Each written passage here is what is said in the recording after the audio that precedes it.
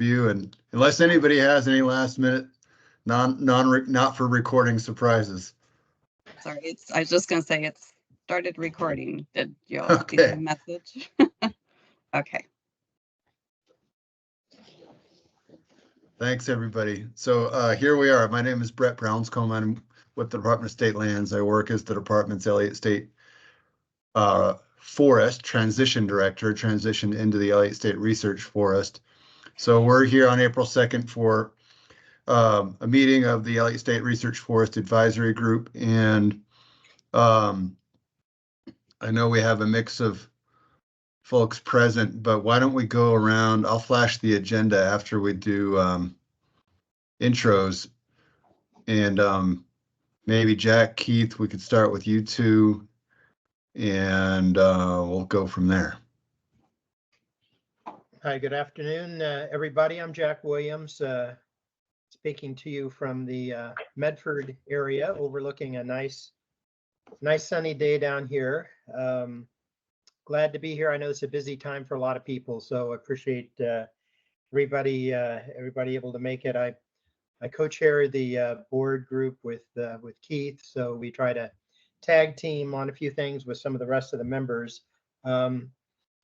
I know we have a couple of big things on our agenda today. I'm anxious to get to the oversight structure document. I think we've made some progress on that one. We talked about that the last meeting, so I think we're pretty well teed up on that one. But that's early in the agenda, and then I know we have the FMP is another big item, and the HCP Forest Management Plan and Habitat Conservation Plan after the afternoon break. And I should say too that I've got some grandkid duties that start later this afternoon, so I'm going to probably be leaving you at the break. So sorry about that, but hey, it's a good cause. So anyway, glad to be here myself. Thanks, Jack. Yeah, and then for the baton pass to Keith, both now and at the break. Keith, go for it. Yeah, Keith Kimchuk, and my granddad duties aren't starting until a scheduled August 10th birth, so I don't have that excuse today. Why don't we round it out with Melissa, Mike, and Bob. Hi, everybody. I'm finishing my lunch, and so I will stay off camera for a little bit, but good to see you all. Hey, Melissa, sorry, we are being recorded, so that's probably best staying off camera. But can you state your full name for the recording, just so for our notes, and then anybody watching later in public? Of course, sure. I will come on camera for a moment. Hi, Melissa Cribbins, Coos Bay, Oregon, member of the advisory committee. Thank you. Thank you for making it official. And let's go, Mike and Bob. Mike Kennedy, I'm a member of the advisory board or committee or whatever we are this time. And Bob Salinger, member of the advisory board. And as Brett said, I do need to cut out at 3:30, so I apologize for that. Yeah, and with that, I'll flash the agenda really quick. I think, oh, good, Vicky is on. Just got here. Excellent, welcome. We just did intros, Vicky, and maybe could you do your intro really quick, and then I'm going to flash the agenda up. We'll do a quick run through and then finish with opening remarks after that. Okay, well, what is my intro? Just your name, since we're being recorded. We are being recorded, by the way. Your name and your role, your title, your official duties as assigned. When I woke up this morning, I was a different person. No, I am still Vicki Walker, and I am the director of the department, wearing many, many hats. I'm happy to be here with you today. I just kicked off our all staff meeting that we have on Tuesdays of every month, the first Tuesday. So, and they keep pinging throughout this whole meeting, and I don't know how to shut that off, but I think that's happening to you too, Brett. Yeah. Teams All is right, so well, I'm helpful looking that forward to way. this meeting because it's our last one before the land board next week. And I had my individual meeting with the governor yesterday, and I have my individual meeting with the treasurer on Thursday. So we talked about the agenda and what we have before us. So I'll turn it back over to you, Brett. Okay, and thanks, Vicky, for the hopscotching around in meetings today. So I'm going to post or flash the agenda real quick here. And just do a quick walkthrough. I don't think it's showing up for anybody. A sec.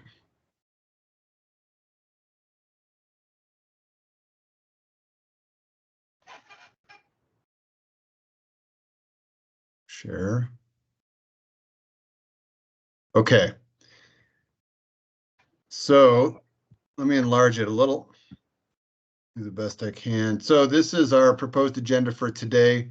We're still in the opening remarks and introductions, and then we'll shift to, I have a proposed shift here to allow some other DSL staff to arrive, both coming out of the all-staff meeting, and then I believe Ryan Singleton's in the field, but or has an appointment but can get here if we do this shift. And so what I'm hoping to do is right after introductions and opening remarks, dive right into the oversight structure agenda item, and then go to updates related to budget, management structure, and operations planning. And then we'll have a break at 2:40, if all manages well, and then come back for a discussion on the HCP and forest management plan, the forest management plan being the kind of future looking next steps. And then we'll go to public comment at 3:30, and I think we may have some, and then adjourn somewhere between 3:45 and 4 p.m. So with that, anybody have anything to add or that you want to add from the advisory group to the agenda? And is anybody not okay making that shift to going straight from, opening remarks here to the oversight structure document? Brett, the only thing I want to ask is that it either before the break or toward the end when we wrap it up, can you and Vicky, and maybe it's better when we know that Jack and Bob are still here. Can you do a brief set of comments about work remaining to be done? So between now and the birth of the forest, what is still on the table, and sort of a 5-minute discussion or 10-minute discussion of that. Yeah, you got it. Okay, yeah, and so with that, any other opening remarks from you, Keith, Jack, or Vicky? No, I'm good. I'm here. I'm just tending to something. I'll be right back. I'm right in the room. Okay. All Then good here, Brett. Okay, great. Thanks, Jack. And then I guess, are there, what we wanted to do is just check, brief kind of temperature pulse check. Is there anything going on for other advisory group members of relevance to the Elliott that you want to do any quick updates on? We haven't done this before, but figured it would be good to ask.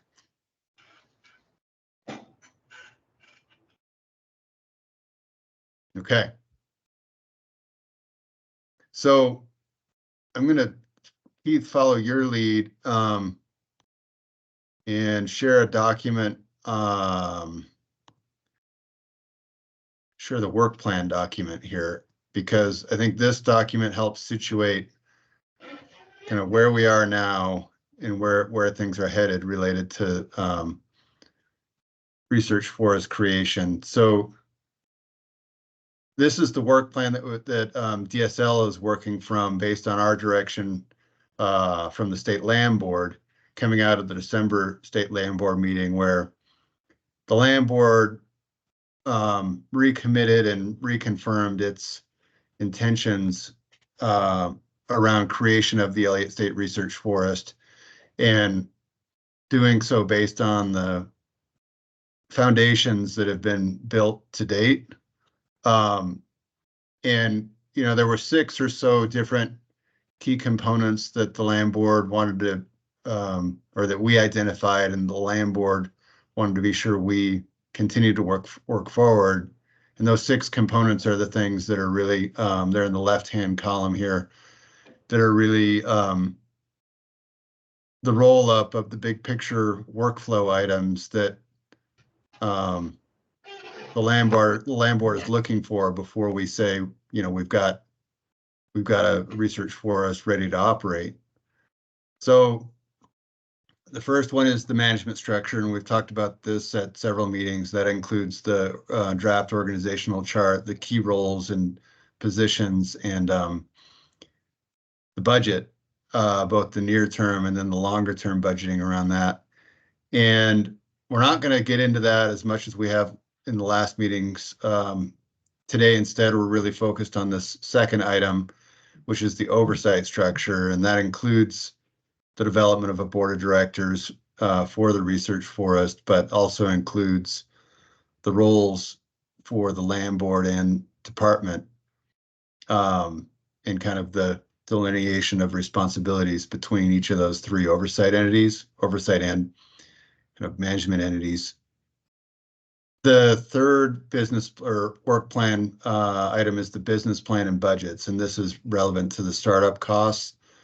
So the time period between now and when the forest will start generating revenue from the sale of timber or carbon credits or a combination thereof. And this relates to both the next biennial budget before the legislature, that'll come before the legislature in 2025, as well as federal funding and beyond, timelines beyond that. Forest management is the next agenda, or the next workflow item. So this is really the forest management plan and then the operations plan. Forest management plan being the longer term management and implementation document that the land board would approve once presented, and we'll get into that this afternoon. And then the operations plan is the intended biennial document that gets into a finer grain level of detail as to where and what work will be happening on the forest.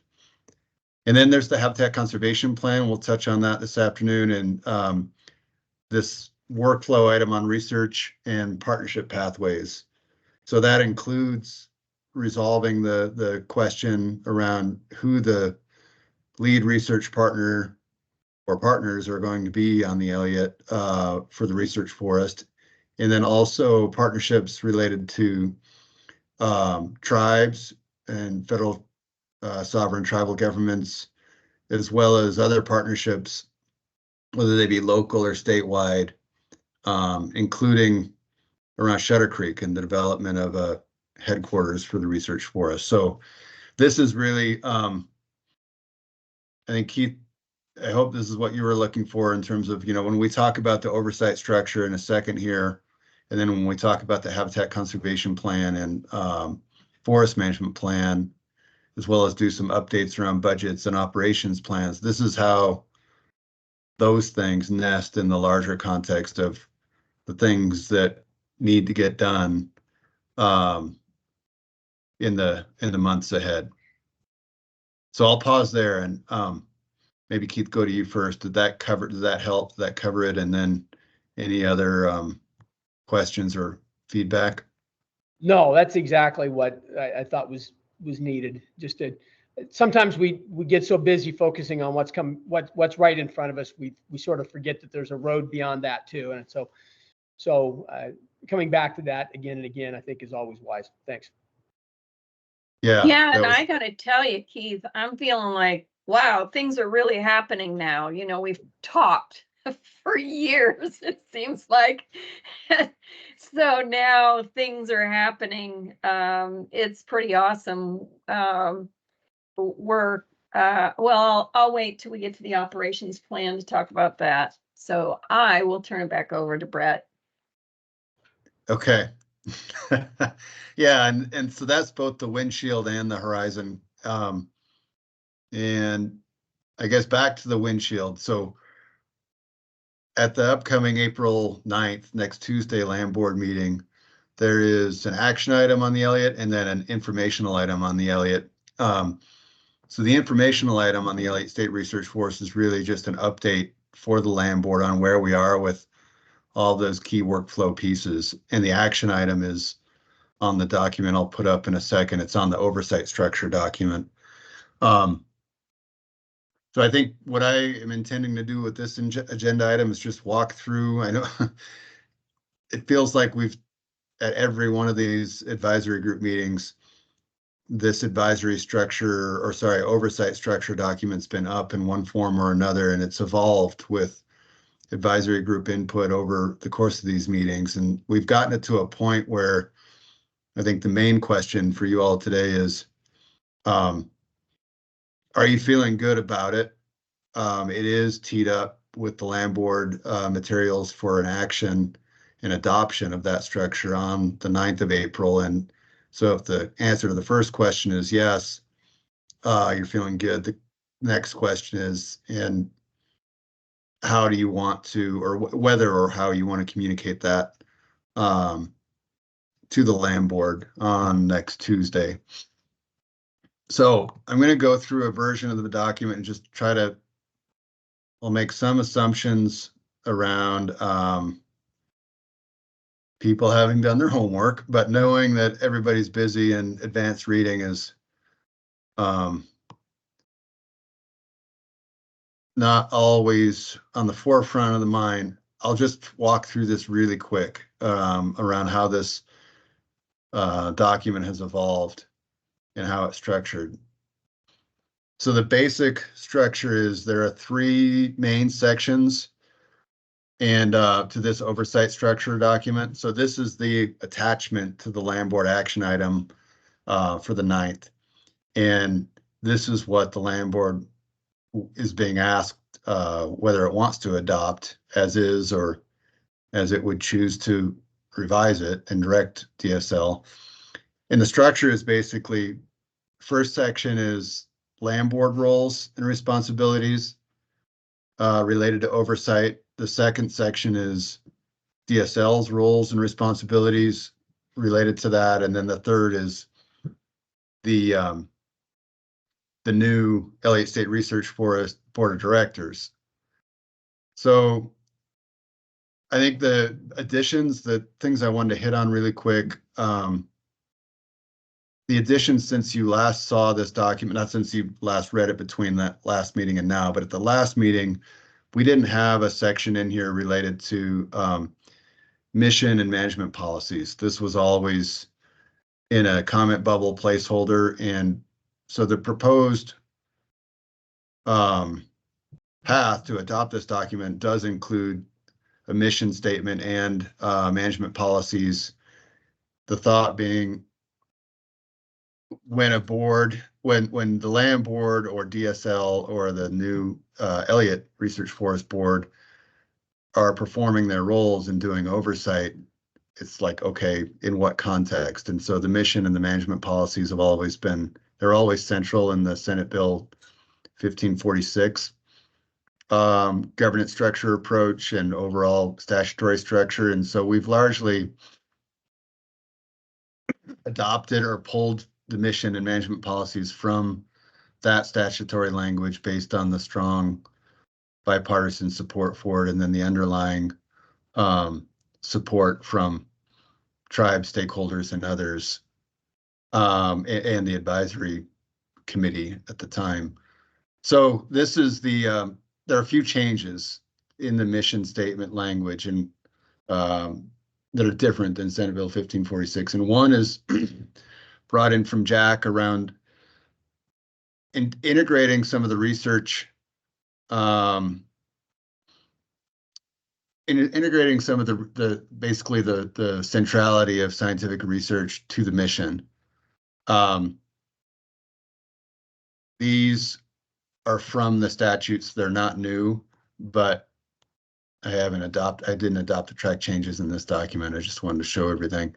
This is the language that Jack had suggested as part of the advisory group feedback on the draft that I had circulated.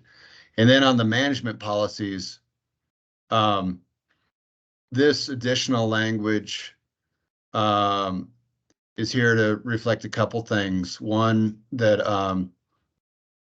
local economic support and jobs are central to the management policies, and that includes from timber harvest, but also other forest products, whether they're relevant to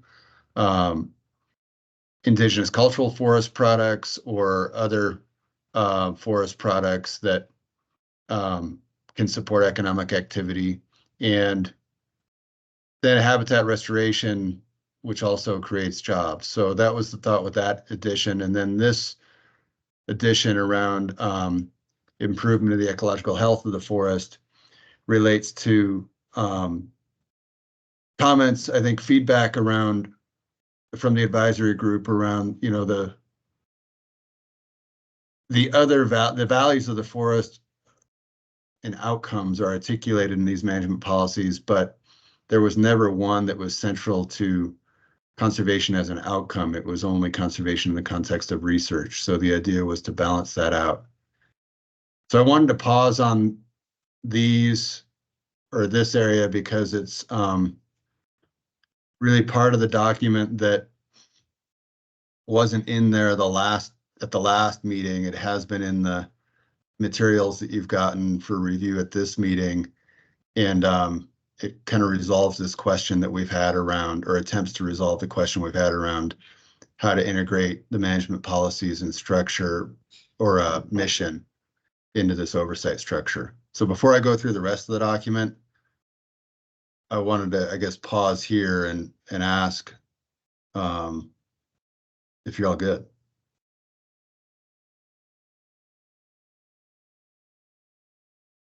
Or maybe I should ask it in the negative.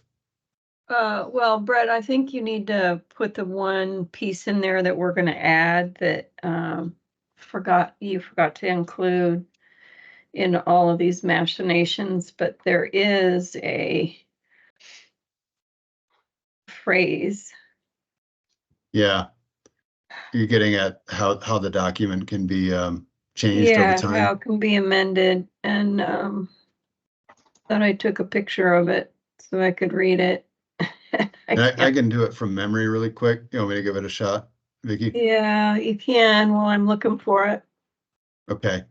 So the intent here is that if there are ever changes to the oversight structure, if those changes relate to the land board's roles or the management policies or the mission, or if there's disagreement, so those types of things would come up to the land board. We'd go back to the land board if those changes are going to be made, and the land board would have to adopt them. But if it's related to the roles and responsibilities of DSL or the new Elliott State Research Forest Board, the idea is if DSL and the board can mutually agree, the Research Forest Board can mutually agree on changes that they respectively want, then the department would do them and make them based on that mutual agreement, and we wouldn't have to micromanage it back up to the state land board every time. If there's a disagreement between something the Research Forest Board wants or DSL wants, and there's not mutual agreement, then we'd ask the land board to sort it out. And so that's the intent of, we don't have the language in here, but we would next week ask the land board to basically indicate that that's their intention as well. So yeah, I think Bob's got his hand up, and then I just wanted to go around the horn to pulse check on this. First of all, I like the way you've done the language, so I'm good with all of that. As far as the changes, I think I'm fine with that. I guess the only question I always have is how do you quantify a disagreement? Is that if the land board votes whatever 5, or we vote 5-2, I mean, I don't think we need to tease it out, but I guess what I would hope would be that if it's controversial, then it goes up. It's not a matter of majority vote kind of, and 4 people agree with. So I don't know if that needs clarification or if that's the intent. And then the other question I have, which is maybe triggered me to think about it, is what is the power of this document ultimately, really? It's not a rule, it's a, what is this document ultimately in terms of legal status? Yeah. I mean, Spoken, question kind of goes, spoken do we like even a have to really, lawyer. well, I'm just, I mean, is this a guidance document, and this is, this is good intent, and this is what we're going to do, which is kind of what I assume it is with a committee kind of a thing. I hope we do get to legislation next year, but I'm just curious. I don't necessarily one way or another. Yeah. I mean, Vicky, knowing that this is a question that we can have Matt DeVore at DOJ clarify, I guess and Vicky, I'd look to you on this too, but my sense is this is one of the work plan components that the land board has directed us to advance around oversight. And it's a public forest, it's state land. The land board and DSL have jurisdiction over it legally and for management of it. And so this would be the oversight structure that the land board is directing DSL to advance, but also committing itself to. So in the roles for the land board, it's a commitment on what the land board is expecting of itself and what others can expect of the land board. And it's a commitment from DSL around, the same kind of adherence to those management policies and mission, and then more detail around what DSL is committing to. And then same with the Research Forest Board. It's a commitment to advancing those roles and responsibilities. And there's, like you said, Bob, discretion in like how the board wants to run its process, its meetings, its agenda development, its, decision making. Is it full consensus or short of full consensus? So that's, but I mean, in the end, it's intended as a serious document, and I don't think DSL is contemplating rulemaking per se, but it would have adoption and, the force of adoption by the state land board. That was a very long answer too. Yeah, it was. But what I would say here, and I'm not high center on this in the sense of I have it. Yeah, do you have an outcome in mind? Do you have a suggestion? Well, Vicky's right. I'm thinking about this like a lawyer. I think it's important as we develop documents that Matt just tell us what the power of this document is. This is advisory. There's categories of documents. This is binding. This is challengeable. That kind of thing. Just as a matter of course. Again, not necessarily a right or wrong answer here, but just so we kind of know what framework these documents fit in, because I think we're going to have a lot of documents that are kind of a little bit in this gray kind of netherworld that we're in right now. So I think it's just important to have that, again, not right or wrong, just what's Just the legal power of clarification. that. Yeah, clarification about it. I agree with you, Bob. So it's a simple question to Matt, and I'll get a simple answer. Well, he gives treatises sometimes, but excuse me, he's always really good at his answers. So my impression is that's why we're having the land board vote on this, is we put it together, they approve it. I'm in charge as the director of the agency, and I need to follow that. And if I'm not following that, the land board's going to let me know. So that's how I see it. But we'll get a legal interpretation from Matt. And I Yeah, appreciate so I think that. And So- I've told you before, I'm retiring in 15 months. So, you've got my word and my experience as a director, but you got a new director coming in July of 2025. So, that new director has to have that same understanding. Yeah, and so Bob, that's kind of, I imagine what you're thinking too, is nobody gets to live forever and wanting to know. I think our Vicky, you're saying we'll commit to get Matt's guidance or advice from DOJ on what this is, and I'll send him a note right now, and he may get back to us before the end of the meeting. And it's not even that nobody gets to live forever. It's just, I think it's just sort of common sense that we just want to know what the legal status of a document is. So, Yeah. Yeah. Got it'll it. come up yeah, soon. I'm We'll not.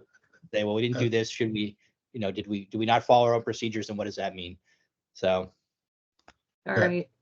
That sounds reasonable.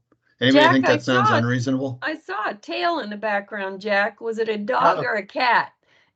Probably a dog. There's a couple of them running around. Maybe they were raising their hand. I don't know, raising their I paw. don't, that's what I was wondering. It was a black tail with a little white tip.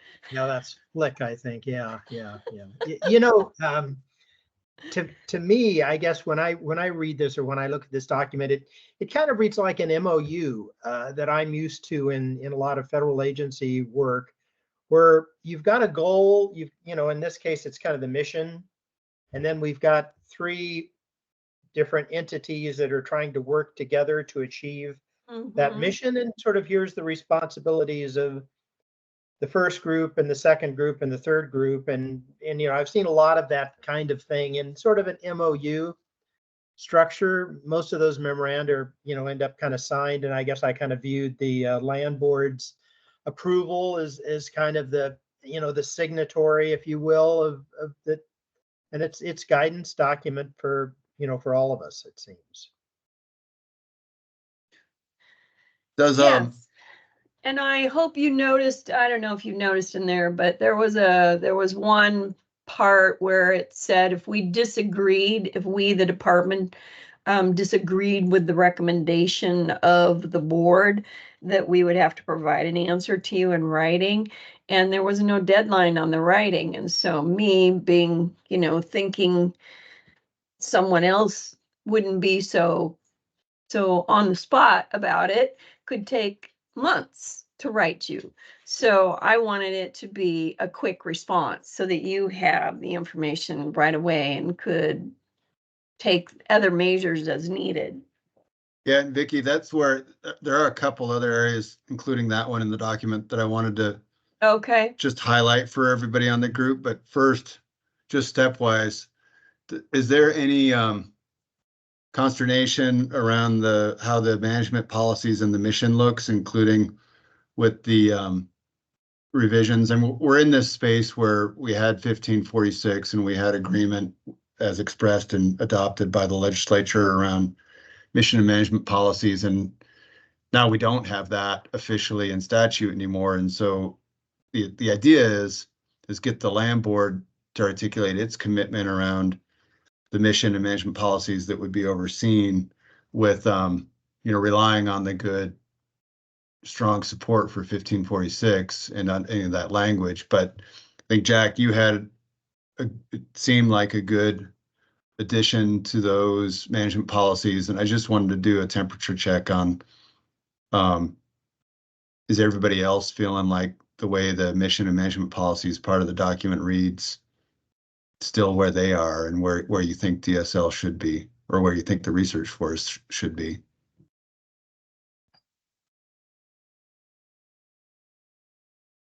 Yeah, and if anybody I think now's the time around, like, if there's any red flags, like, let's raise them now before we go to the land board.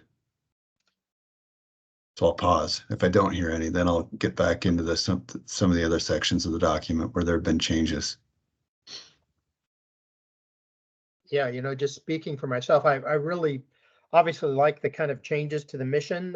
I mean, I think that integrates the concept of the research and the knowledge with achieving those qualities that are outlined in the mission statement. So I kind of like the juxtaposition of that. So the management policies, the mission component of this reads well to me.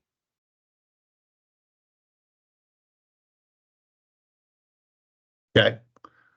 And Jack, thanks. This document's had input from all of you who have kind of reviewed it, revised it, and sent me edits or suggestions and advice, or hopped on the phone to do it. So some of it is reflected in the track changes that you see. The most recent stuff is.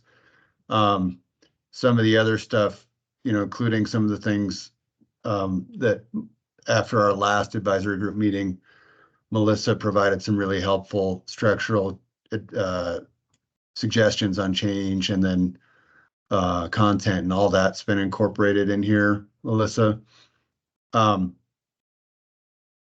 Moving along, the parts of the document in terms of the state land board roles, this section 1 that haven't changed, are around the land board's responsibilities related to kind of being the entity that gives the policy guidance to DSL and the Research Forest Board, and sorts out kind of any need for guidance if there's unclarity or a dispute. And then there are three, I should say, decision areas for the land board where it would have to be the decider, quote unquote.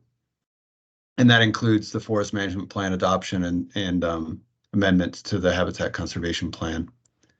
And then the other big role for the land board is the appointment process, which is unchanged relatively, or unchanged from what you've seen before, and unchanged relatively from the Senate Bill 1546 process, with some helpful kind of tweaks and additions that came from Melissa.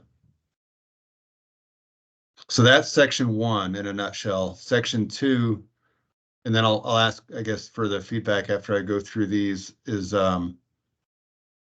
DSL's responsibilities as proposed. And so, they're as stated in the document.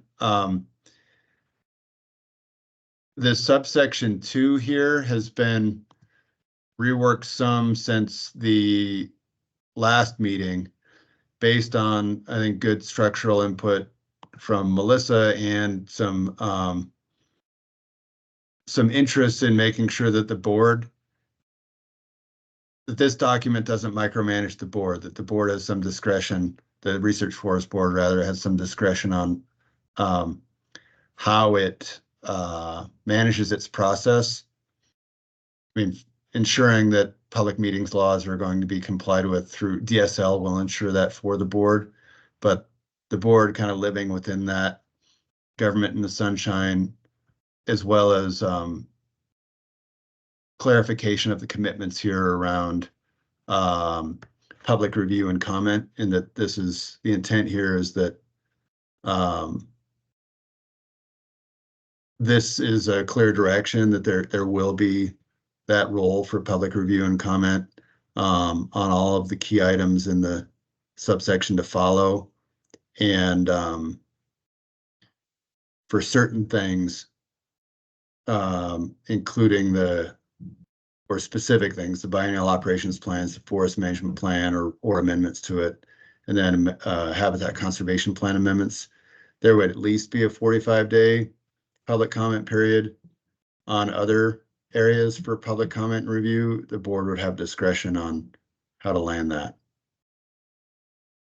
And then the last, this is what Vicky mentioned before, the last section on the DSL responsibilities, or subsection, is intended to get at what was raised at the last advisory group meeting about the desire to have this board, this Research Forest Board, taken seriously, and that it's not just a check the box board, but advice and recommendations would be taken seriously. And this language reflects that, I think. So the short of it is DSL will adopt the recommendations advanced by the Research Forest Board, especially if full consensus. And then if DSL does not adopt those recommendations, it has to tell the board and the public through the board in writing why not. And on the timeline piece, where that was what Vicky was talking about, where this landed was DSL commits to responding to board recommendations within 30 days. That doesn't have to be necessarily it could be a yes, we'll adopt, or no, we won't, and here are our reasons. It could be here's our initial response and we want to talk further about this. And then if it is a no, we're not going to do what you've recommended, Research Forest Board, then DSL would articulate why at the time of its decision in writing. So let me pause there and just step back before we go into the last section of this document, and just same question. Is anybody not good, wanting to raise red flags or dive into any of this in any detail? I see Bob. I'm mostly good, but I just have a question that I raised with you during the interim here, and that is, what I don't see in that list still, and maybe you got lost or maybe you decided not to put it in, was things like the recreation plan, kind of other major plans, other major decisions. And obviously we have the discretion to do that, but it seems like somehow we should capture big plans, and I'm not sure what the right language for that is. Yeah. So the way it's covered, Bob, is cross-referencing between the sections. So the DSL direction is basically advanced management of the forest in a manner consistent with the mission management policies, the section 1 stuff. And then also consistent with an HCP, a forest management plan, and then other plans or direction referenced in this section 3, A through N list. So when you go down to that, that's where the recreation plan, education plans, and then the addition here is this catch-all of any other plans or decisions DSL intends to make that are related to the forest, that are significant to the mission and management policies. So that's the intent there, is to commit that the public review and engagement obligations exist related to all these A through N items, and then the DSL has to manage the forest, in that the board gets to make recommendations on each of those A through M items. And then if DSL has to manage according to those recommendations unless it lists a specific reason why not in its decision. So I think we captured it, but let me come back to you and see. Yeah, you did, and that is consistent with what we talked about too, so I apologize. And another question that you may say I should already know the answer to is, so we'll have a public process 45 days. Does the land board then, if on a let's say a new habitat conservation plan, will they hold a hearing then as well? Or I mean, I'm just kind of trying to figure out it's going to be a decision item for them. We made a recommendation, adopt this biennial operations plan. That's a decision item for them. Will they typically have a public testimony at their hearing on that still? At the land board level? Yeah. If it's an action item, there's always public testimony. Okay. Yeah, but Bob, to be clear on the biennial operations plans, that's not one of the. Yeah, no, it was a bad example actually, but yeah. The forest so management plan, they'll be taking a vote on the forest management plan, but not the operations plan. Okay, yeah, that's, thank you, appreciate it. Okay. You're like Brett, you like to tinker. Me? Brett and I have lots of conversations. I'm done tinkering, Brett. You're done tinkering. Let's move on. I'm all for that. I just want to move on knowing that the advisory group wants to move on too. Yeah. Well, see, Bob's just tinkering now. So I think we're good, Bob. I'm getting my questions answered well. We're moving through it. It's good. It's good. And I sent the email to Matt. If we get an answer beforehand, I'll interrupt before we leave. Okay. All right. So I think everyone's had, are you done? No, we have one more section. And I want to go to next, like the big question will be, how does the board want to communicate where it is on this? And I want to turn to Jack and Keith for that. But first, I do want to check Vicky on, like, this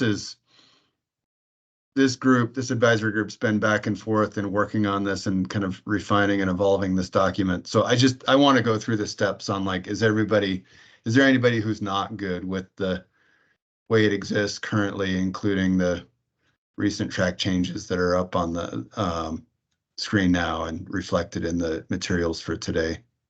So on section 2, DSL responsibilities, I don't see is everybody the thing feeling on the like they screen can see anymore. themselves in this? It's not on the screen anymore. Yeah, I'll put it back up. So the big question that I know is coming, I'm not sure this is the right place to ask it, is challenges. Is it did you determine from Matt whether it is the APA under which we would be challenging final decisions? Yeah, so Matt, that's part of the feedback and circling back we'll do with Matt. He and I touched base briefly when he got back from vacation, but we haven't had that phone call discussion yet. So Bob, we can circle back on that this week before the land board meeting next week. That's fine. I just want to really red flag that one, just because that was such a massive discussion over so many For the years. OSU, yeah. Yeah, well, and I think because they wanted to avoid the APA, and my assumption is we're going back to the APA, which would have been the easiest route in the first place. I just want to get confirmation of that again. We're in a little bit of this gray netherworld, and it's important for folks to know if and how they would challenge. If it's the APA, that's probably the easiest route. Yeah, and I think for the rest of the advisory group, just FYI that, I mean, this was something that was worked out in 1546, and we don't have that statute anymore. And so I think that's what Bob's getting at. And I don't know if anybody else has any questions, comments on that, any other lawyers in the advisory group, but now's the time if you do. Otherwise, Bob will get that feedback from Matt, and we'll get it to the full advisory group. Okay. Just remind me what the APA is, what it stands for. I'm not recalling it. Oh, the State Administrative Procedures Act. So this is, basically like, is it, what does the public have a right, first of all? And, if so, is it a challenge to an agency rule, or is it a challenge to an final agency action? And when does an agency action become final? And when do all the rights to public review under the APA, or judicial review under the APA, get triggered?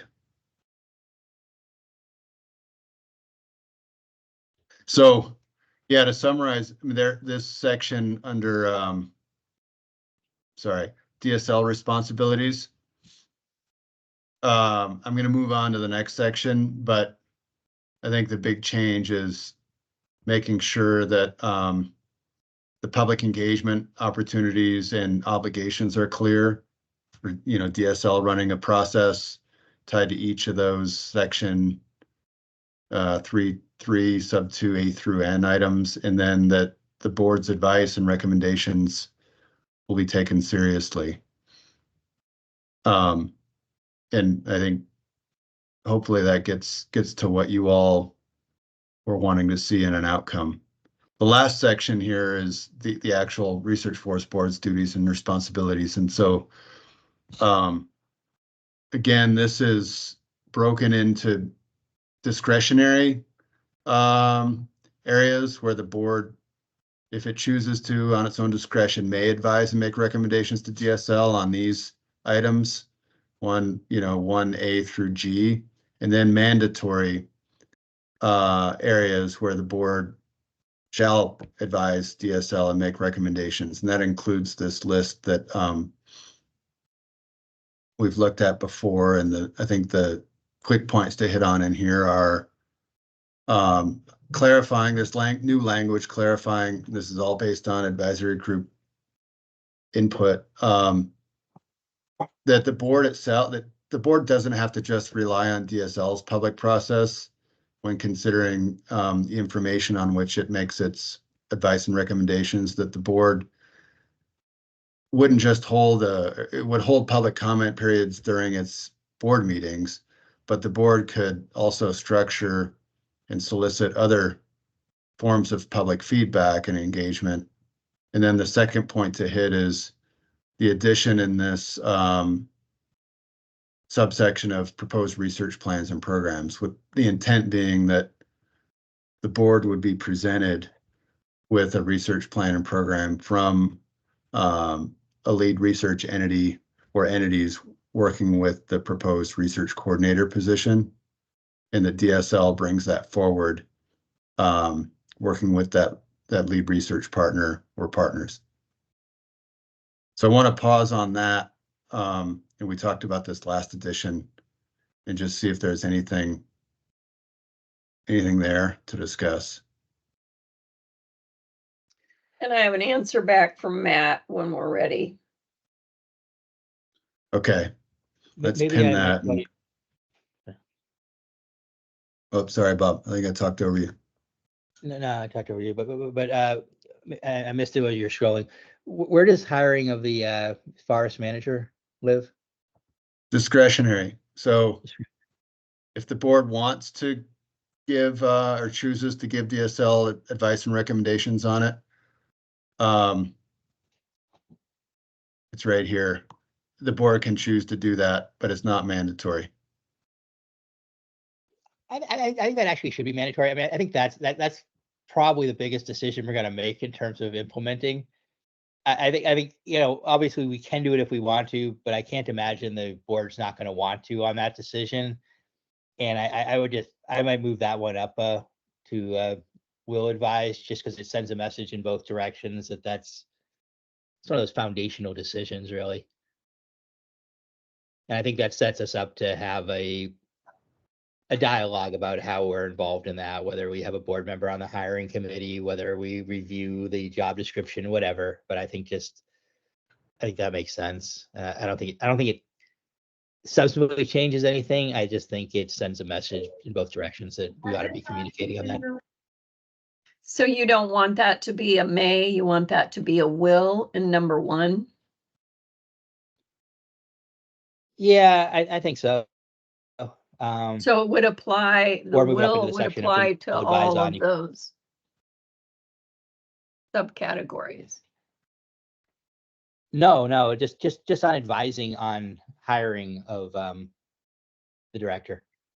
So that's the only one that you want them to advise, and the rest of them, they may is a may, I but think this gets this back one to will be a Melissa's issue. shall. I think this gets back to Melissa's issue in the last one of not requiring us and making it mandatory. But there are things up above where we will advise, and I think we could put it there. It's not that big of a deal either way. If I'm making it too complicated, then I'll just let it go. But I just think that's one that I can't imagine the board not advising on that one. Well, Yeah, it says you may. Right. You may advise and advance recommendations. I mean, it's the difference of a may or a shall. And if it's not going to apply to A through G, but only to one of those, then you'd have to break that out. Yeah, so this is where I want to try to see if Melissa has any comments on this, because part of the idea here is like, let the board have some, don't load the board up, the research forest board up with so much have to do work that it has no discretion over what comes on its plate. And then also I think the idea is to like delineate in this document what's discretionary versus what's mandatory. And yeah, Melissa, I know, do you have any comments on any of this? I think my only comment is, as a matter of policy, I just want the board to be really clear as to what its charge is going into this. And the things that the board is supposed to be, you know, paying attention to, and the thing, you know, what everybody's lane is. Just like you and I talked about, Brett. Yeah. And was this, I think this may have been clarified, this comment bubble that I just highlighted. I think the ambiguity has been addressed, but I just wanted to check with you to be certain. I think it has to. Sorry, I Okay. don't remember if I unmuted. Well, I mean, I guess, Bob, to circle back with you, we could bring that to the land board if you and the rest of the advisory group really wants, in terms of like, here's what we've heard in our final, we've submitted this document with the land board materials based on our deadline for getting those materials out. But at the next week meeting, we still need to be telling the land board, and so do you, so does the advisory group, like where are you on this document? So I think, Bob, it's a matter of how much you want to Don't. push on this one, and then whether others want to as I'll well. let it go. I'll let it go. Okay. Yeah, I'm hoping we don't wordsmith this thing in the land board meeting next week. If there's some, I am going to let the land board members know that this is draft and we have one more meeting today and some things may come up. But let's have a decision today about that if we can. Yeah, and I see Mike's got his hand up. Yeah, just a quick thing I just happened to notice. In section 3.1, there is no E. It goes from D to F. So I wasn't sure if there was something that's got left out or if it's just renumbering. Or No, that's I don't normally miss things like that. No, So that's on me. Thanks for getting me in trouble, Mike. We'll fix it. No, you should leave it. So every time something comes up that isn't covered in this, like I say, that was E. yeah, agreed there to you that. go. Yeah, Vicky, we'll have to caveat this when we present it to the land board around final formatting will be done. Yeah. Well, Okay. I'm hoping we do the final format. Yeah, because it does say draft on it. It's draft until the land board votes on it. Okay, so do you want me to tell you what Matt had to say? Are we at that Yeah, point? well, go one sec. The last bit of this is just the final section here is that in advancing its oversight and recommendations, that basically the board is not expected to, you all are not expected to be the legal experts, and and this is an advisory board whose recommendations will be adopted, but you're not the final decision maker. And so this section here clarifies that either DSL and the land board are the final decision makers, but in doing your advice, basically the board will strive to make sure its advice is not just what you personally feel, but consistent with the FMP, the HCP, the research forest mission and management policies, and then with the research direction that you get and adopt through, the research proposals that come in from the lead research entity or entities. So that's the intent here. And then the final two, Vicky, before I go to you with Matt's feedback, are just around the board being able, it's a shall, the board will be a transparency promoting board. And, it has discretion in how it promotes transparency, both in its meetings, but also the ability to do so outside of its meetings. So that's a flexibility thing intended at good governance, public engagement. And then the last one is discretionary authority of the board to form subcommittees and request that DSL pursue certain funding. In any subcommittees, I think the note here is just the intention is everything the board does will be, including subcommittees, under the sunshine and pursuant to public meetings laws. So that's it on structure. And then, yeah, Vicky, I want to go to you, and then, sorry, this is stretched, but, and then I guess go to you, Jack and Keith, on like, are you all as a group ready to move on with this document and move it forward? And how do you want to communicate that to the land board? So yeah, Vicky from Matt, and then I'll go to you, Jack and Keith. Okay. All right. So because this is not statutory, like the Board of Forestry, I have my other computer sitting up here, and the Board of Forestry does a lot. They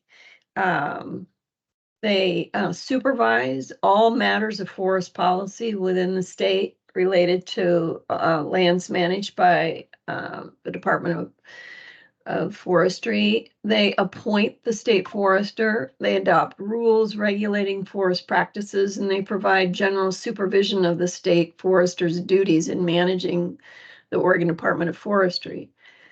That's a legislatively created body that does that. there is no legislative creative body here, so we're doing what is more called an internal management directive to guide DSL's management of the forest. It's not a rule or an order that can be appealed. It doesn't confer any rights to the board, and it can be revised or reversed by the state land board at any time. So that's why I wanted the land board to approve what we're doing here. And the land board is my boss, bosses. So if I'm not doing what they have voted on and said, this is how you operate, I'm going to be called on the carpet about it and said, how come you're not following these rules? So this is your backstop. Unless and until something is done legislatively to create a board of through legislation. So does that answer that question for you, Bob? You disappeared on the screen. Not answering. Did he leave the room? No, I'm still here. Okay. I guess it sort of does. It worries me a little bit, honestly, because we spend so much time on how people would appeal and where and when, and that feels pretty. So let me ask you this: so an annual operations plan, we weigh in on it, public weighs in on it, it goes to staff, staff makes a determination. I assume that is still that would be covered by the APA then, right? Well, I don't know. That's a separate question for Matt. Okay. And I did reply back to him with a question about the APA, but he's busy, so he'll get back to me when he has a moment. Yeah, I mean, I think I think it still leaves me in. If Matt can get back to us on, I guess the way I frame the question is, what can the public challenge under the APA or other legal mechanisms, and when can they challenge it? And I'm not, I'm hoping we don't have challenges, but that is an important issue. Or have we become so insular that the only, that most of this is just internal, the public can weigh in. And I'm thinking in two areas, decisions that are made and also violations that could occur if we're not following our operations plan. But I'm more interested in the first one than the second one, honestly. Just when can the public say you're acting in an arbitrary and capricious way and you're not following your commitments and so on and so forth? Well, have legal statements. Yeah, okay. I'll ask him that question. My assumption is you can still sue like you used to do. And that's the whole reason we spent 6 years together, Bob, is so that we don't have people suing us anymore. I know, and I'm hopeful we got there, but it's still a legitimate question for the community, and it can go in either direction. And we've put a lot of boundaries in place and made a lot of agreements that we will adhere to. But as you said, think times change, people change. Yes. We start logging in. We start logging in the CRW reserve areas. Whatever. I mean, where does that? That's a violation of the HCP potentially, but you don't want to go to Endangered Species Act cases necessarily. Right. But no, I think we've done a good job, and hopefully this will set the stage for that we mutually agreed on this stuff and we can move forward on it. Well, that's what I'm hoping. I didn't put 6 years of my life, and none of you put 6 years of your life, or maybe a little bit less, into it without us having some agreement that this is how we're going to operate. And I think this is the best option we have right now to make sure that the board has some say in how DSL manages the forest. Right, but Well- again, I mean, this is not a new issue. We've been talking about, challenges since day one Right. too. So I just, Right. I just want that answer. All right. Yeah, so we'll get clarification on that from Matt, and Keith had his hand up for a while, and then I kind of wanted to turn it to you, Keith and Jack.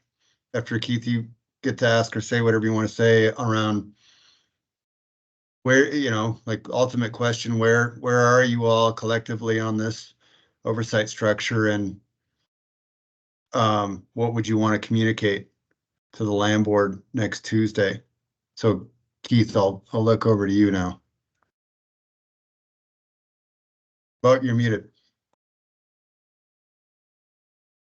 Sorry about that. I'm going to back up a bit and kind of remain silent and thought about Bob's discussion about the shall versus the may in terms of hiring the ED on the force. And I think Bob's right.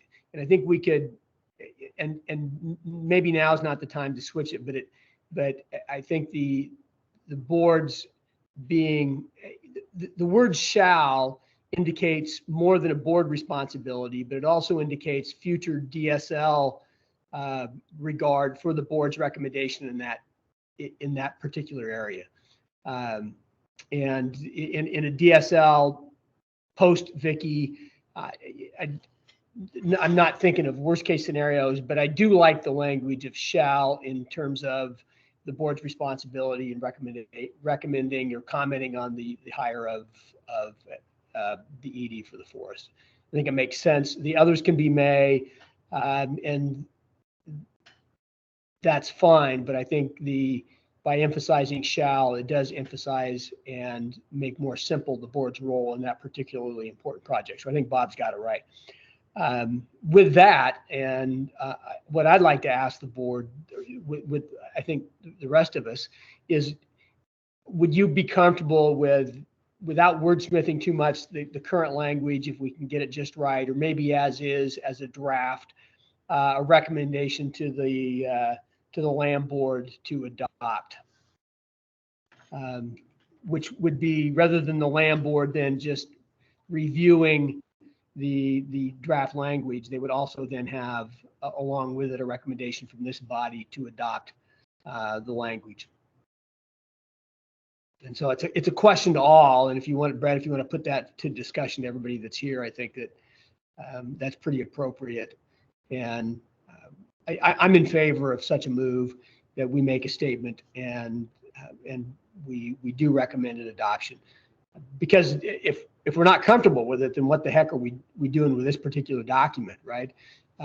So I think a recommend to adopt would be appropriate for the board to do, and I'd still suggest we use a shall in that one particular word, and however you want to tweak that. But I'll leave it at that and go to the rest of the board members.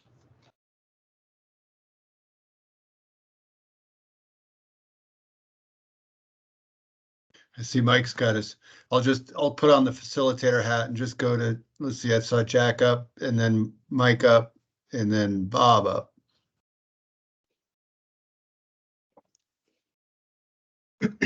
Okay, I just had a procedural and I guess on the hiring of the forest manager, I'm a little ambivalent. I think it's definitely something that the board should have a role in, and I guess I always assumed we would, regardless of whether it's a may or a shall. But I'm fine with shall. I guess my question is has this already been submitted to the land board, or do we actually have a chance to make a small edit, relatively small edit like that before it goes to the land board? It went to the land board last Friday, but it is draft. And I told them that we might be bringing some additional changes. So yes, if you want to do that, we can easily do that. I just don't want to do it there. Like, Right. Let's get it all worked out today, but let's not spend our time mincing words and wordsmithing a document at the land board meeting. Right. Right. I agree. It does sound like there's some consensus on having that item a shall, trying to reword it somehow. And I know that you want to make that little edit on the lettering in the item that Mike pointed out. Otherwise, I think we're, my sense is that we're good. I think the changes that have been made, I appreciate Brett and everybody kind of working through those. And I kind of like Keith, I think it would be good to have a positive recommendation to the board, to the land board from us, that we support the document and encourage the land board to adopt it. Whether that's a letter that we would send to the land board, whether that would be conveyed in person in Salem on the 9th, those, that's, I think, and would be open for discussion. But basically, it seems like we're in pretty good shape from what I can tell. So I would opt for trying to take a positive role and trying to encourage the land board to make an adoption of this. Thanks, Jack. Yeah, Mike. And then Bob. And then also we do have public comment scheduled today, and folks may want to comment on this. So I know you all will be talking and saying where you're going now, but feel free to respond to public comment too, or reserve whatever you need to based on public comment as well. So I can support making a positive recommendation to the land board adopting this. I would also would be in full support for Keith's recommendation of as far as the hiring of the executive director or the forest manager, excuse me, and that being a shall. You'd probably have to put the wording, the shall part in that section 1 as opposed to moving it to section 2, because the section 2 talks about after considering public comments, and I don't know that that particular type of thing goes out to public comment as far as who's hired, but I'm not sure what the process is in that. Yeah. Yeah, I can tell you that I don't think that would go out to the public for comment. Hiring the forest director, that's an internal decision by DSL that would come from your recommendations as well.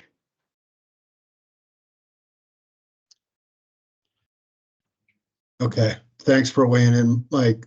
And then Bob and good. And Melissa's hand popped up too.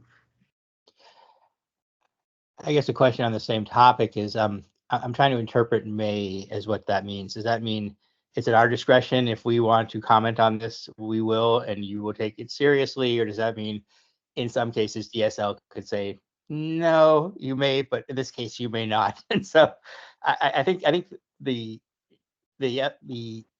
question really is who holds the power on that may.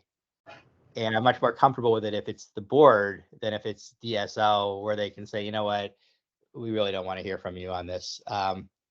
So that shapes my thinking around this. Otherwise, yeah, no, I think we should make a statement. I think we should support it. Appreciate all the work that went into it. Do you know the answer to that, though? Okay. Brett or Vicky? Yeah. So Bob, it is the board's discretion. I mean, that's the intent, is that you all get to. I'm getting too many incomings on you all get to decide on these, subsection 1 pieces, whether to take up advice and recommendations or not. So you get to set your board meeting agendas. You decide whether you want to issue, a formal recommendation on that or on any of those items. And then if you do, that later subsection on the DSL responsibility subsection on the advice will be adopted unless DSL articulates why not. That gets triggered. Okay, so I appreciate that. So again, I think we should comment on it. The issue of standing to challenge and how that works is a big one, though. And again, this isn't new; it's been there all along. The one piece that makes me uncomfortable is going and adopting this without knowing the answer to that question. So I hope we can get that. And He got back to Okay. me. He got back to me, but I see Melissa's hand up, so I'll wait until Melissa has something to say. I'm fine if you want to go ahead and answer Bob's question, Vicky. Okay, let me. Well, and I guess, Vicky, on this though, I mean, I don't know what I mean, Bob, I don't know what the solution is, I guess. If Matt says something and you're like, well, I don't like that, like we can only do what we have under existing statute at this time. And so it seems like, depending on what the answer is, it's either like, okay, you all are good with it, or you're not. If you're not, then we've got to go back to the legislature. It seems, I don't want to be too black and white about it, but it feels like that's where we are. Yeah, but it affects it in the sense that you can move things around to move them into a place where they could be appealed or not, depending on where the decision is made and how it's made. So there's still ways within your system where you do fall under the APA and you don't fall under the APA in terms of how things move forward. So, but if we have an answer, I mean, maybe the answer solves it, or maybe you're telling me that because it doesn't. No, I don't know. I haven't seen it yet. I think Vicky's tracking yeah, the email well, better than I am. yeah. I'm not a good multitasker. Yeah, Matt said that he's had a brief conversation with Brett about this before. With recent case law, there are limited options under the APA to challenge an agency's internal asset management decisions. So this is me talking, the Elliott is an internal asset of the department, and we are managing it the way we see fit. A plaintiff would need to show a specific impact that is more than just a general impact to the public, or show that the agency is acting contrary to law. And I think you mentioned that one, Bob. If we're doing something against the law, against the ESA or the HCP, then it can be challenged under the APA. But you can't challenge our internal asset management decisions. And so we are creating this board to help us manage our internal asset. And it would be hard to get a legal answer to that question without some more fact patterns, but that's the general answer that I can give you.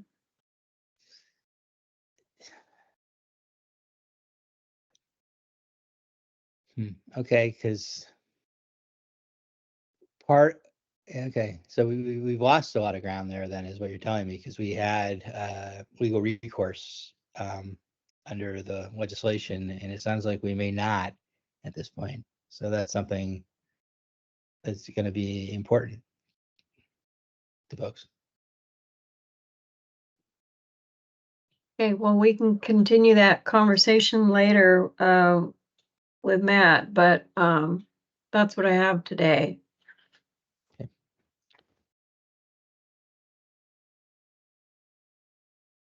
Melissa, you have your hand up. Yes, ma'am. I had, I guess, two things. One is that I would prefer to see the duties as either shall or will after thinking about it longer, because at least that way, I mean, the board could always choose to affirmatively not put in their opinion, but at least it would be really clear that there was an expectation that that was within the board's purview. I just worry, we're writing this for the next 70 years, right? And at some point, none of us will be dead, but memories will fade, I'm sure. And it would be helpful to be really clear on that. So Yeah, Melissa, oops, sorry, Yeah, just so I'm go clear, ahead. are you thinking, Melissa, changing this subsection 1 from may to will, and then having subsection 2 be a shall? Or I'm not tracking, I don't think. No, I was saying may, I shall or will, but I like will for both of them. Okay, so instead of may, Yeah. use them. Okay. Okay. Well, And then I had a question. I know there was a bill a few years ago to require compensation for certain board members, right? If they met qualified members that met certain requirements. Yeah, And so this you're getting says, at, how are yeah, we the no held? compensation. Yeah, it speaks where, let me find it really quick. So if I remember it right, it speaks to I think it's in DSL's obligations. Basically, we can reimburse travel expenses, but that there would not be compensation. Right, does that comply with that change though? Aren't qualified members still entitled to that per diem or whatever it is? We could, this is the section here. I think we should check What that with page is it Matt. on? Yeah, I just wanted to flag that because I thought we could choose to compensate people that didn't qualify, but we couldn't choose to not compensate people that did. That Not makes sense. qualify for what? So it was House Bill 2992. Uh-huh. And I think that was the one that said agencies are required to pay per diem compensation and expenses for qualified members. And that was Right. people who are not in full-time public service and have an adjusted gross income of the previous tax year of less than 50,000 or 100,000 for joint income. I remember that bill, yes. And that was what session was that passed in? 2021. I actually had to look it up. Don't think that I memorized it anyway. But yeah, I remember that because the objective was to engage more people in these boards and commissions who can't afford to travel and do all that. Right. That was my recollection too, to compensate people that, might be losing an hourly wage or something, to make it more attractive for them to serve on committees and boards. And my recollection was that, agencies could choose to compensate people that didn't necessarily qualify, but Right. decide not to compensate people who do. Okay, we'll have to follow up on that one. I'm not gonna do it today, but we'll during the meeting, but we'll follow up on that because Totally fine. think I it's just didn't want it important. to trip us up at the land board. Yeah, Yeah. I don't either, and I'm sure the governor would and the land board would be very concerned if we're not following that. So, thanks, Yeah, Good Eagle Eye. So we'll circle with Matt on that. I mean, he's seen this document before, so hopefully he's thought about it. We'll circle with Matt on it. And thanks, Melissa, for flagging it just so it doesn't trip us up. But I guess your bigger point is, I think you were the one who initially suggested bifurcating into discretionary versus mandatory, but I think what you're suggesting is now all these there's section 3, subsection 1, including the forest manager hire, and subsection 2 items, these would become mandatory instead of one mandatory, one discretionary. And let me just ask it. Is that right, Melissa? I'm not. Yes, of course. I'm swayed by the opinion of my fellow board members. All right. Well, and this kind That's of what adds a board to does Vicky our together. list That's of like, awesome. here are the things that we will take to the land board as to changes we would propose making to the document based on the most recent advisory group input. And we could do it so long as, I mean, does anybody disagree with that? It feels like Melissa's going with the tide. Well, I don't want to go against the tide, but let me ask to make sure, because I think there was a point that Melissa had raised previously. The A and B items there that say kind of evaluate, that the board either may or will evaluate, the effectiveness of the implementation of the forest.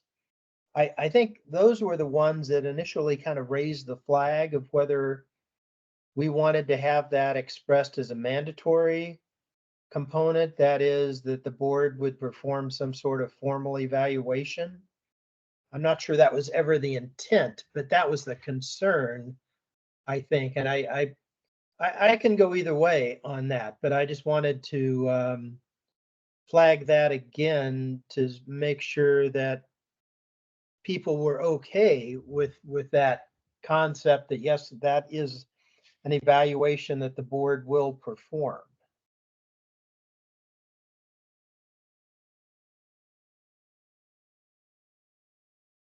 Yeah, anybody want to chime in? Who wants to jump first on that one? Well, I'll jump in. Mine was specifically limited to the hiring of the force manager. That's what I made my particular comment about. That you set that aside with the board shall advise and advance recommendations to the DSL director and ES force manager on the following.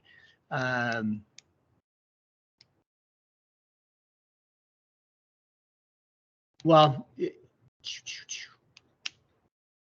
yeah, that's what I wanted to lay out, is that mine in particular was a may on, or was a will on that one, and I hadn't really thought about the others.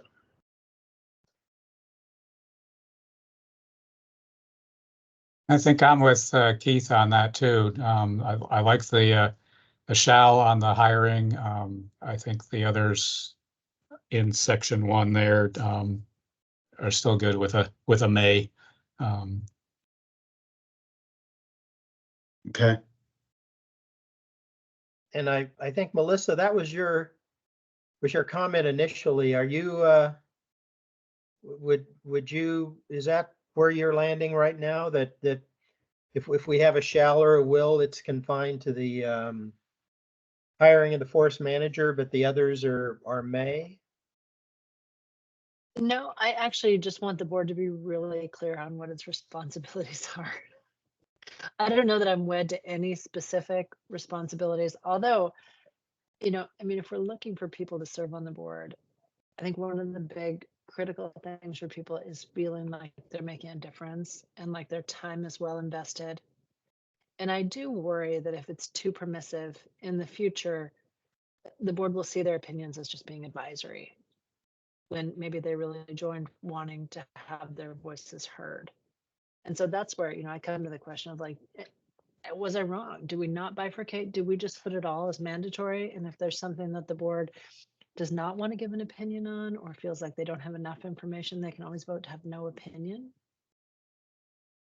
I mean, I don't worry about this group right here. I think everybody here is perfectly comfortable sharing their own opinion. I just worry about in the future, as boards tend to wander a little bit in what their responsibilities are if it's not entirely clear.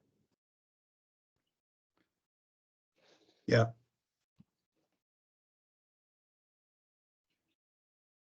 I can live with that. Yeah, I agree with that too. I think it makes sense. I think that's what we're here to do. We're going to spend a lot of time on it, and I think those are all things.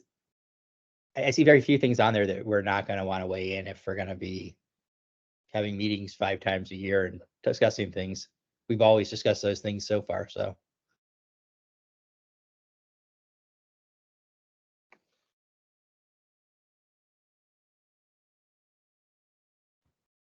So is there a consensus on this, or are others wanting to say something different? And if there is consensus, can somebody say it really quick? So we know what to capture in terms of what we're going to take into the land board. Well, I'm okay with having them all kind of change to a will or a shall. I mean, that's kind of what we're talking about, I think. So we would no longer have a may, but we would have a shall. I think that's what I'm hearing. Okay. Anybody want to differ with it? And I think the thought is, or maybe just I'll ask it, is the thought the board could always say, these are our duties, but after, discussing X issue, we don't feel like we have to make a recommendation. It can always choose on its own to not make a recommendation, but I think what you're saying, Melissa, and everybody is the board should be very clear that it will be conducting oversight on all of these things. Did I get it wrong? Okay. Okay. All right, I'm and good then with I that. guess the question then is, what kind of a statement do we want to make to the land board on the 9th? Do we want to, we could draft a letter and circulate it around real quick and make sure everybody is agreeable to it, encouraging the land board to adopt the management structure, or we could, or perhaps in addition to that, if somebody is likely to be one of the board members would want to be at the Salem meeting on the 9th, and speak before the board, that's an option too. You can also sign up to testify via Zoom. Okay. And if you are going to testify, you'll have to follow the rules, which is letting us know by 10 a.m. on Monday morning, next Monday, no later than 10.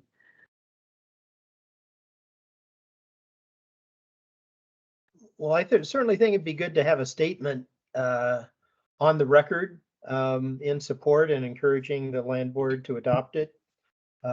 Whether we need to make a statement either in person or by Zoom, I could go either way. Yeah, I'm definitely, and I think Jack's exactly right. We should draft a letter and make it simple. And if we want to mention this as suggested or as amended or as proposed, whatever, I don't care. We'll get the language right. But and as a body, we should say, and we recommend that the land board adopt this proposal.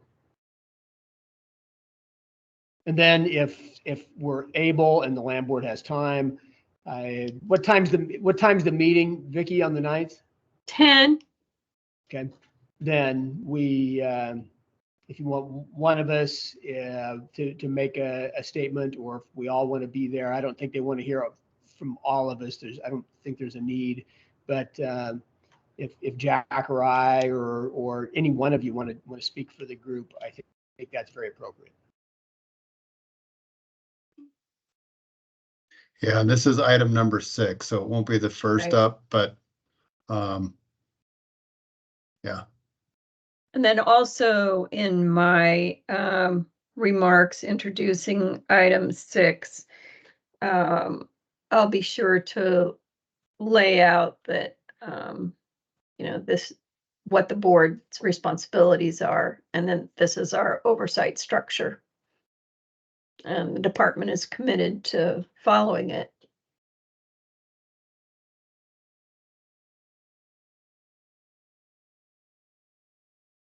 Well, sounds like you all are moving towards a letter, and then were you thinking of somebody appearing by Zoom or in person to present it? Or Jack, is there anything that we can do on, I just want to be sure that before we leave this agenda item, which has been a long one, but important one, that you all are clear on what you're kind of committing to one another and what you want to do next. And then I'm happy to help however. Well, Jack and I will get together in the next couple of days, and we'll draft up a quick letter and throw it out to everybody, and in recommending adoption, and everybody can tweak away. Does that work with you, Jack? Sure, that's fine. I don't think I'm available on the 9th, but yeah, I'm with Keith. If any of the group would want to talk via Zoom or in person, that would be great with me. But yeah, Keith and I will put together a little very short statement to the board, urging their adoption and noting our support, and we'll go from there.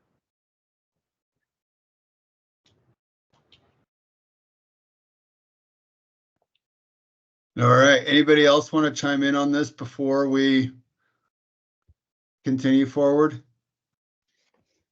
There's Bob's Just- hand. Mike nodded no. Yeah, Bob. Yeah, just that I do want to expedite the follow-up with lawyers and understand that. I just think it was too big of a conversation over too many years to still have lack of clarity on that. It was a major piece of the legislation, and we need to figure that out. And I guess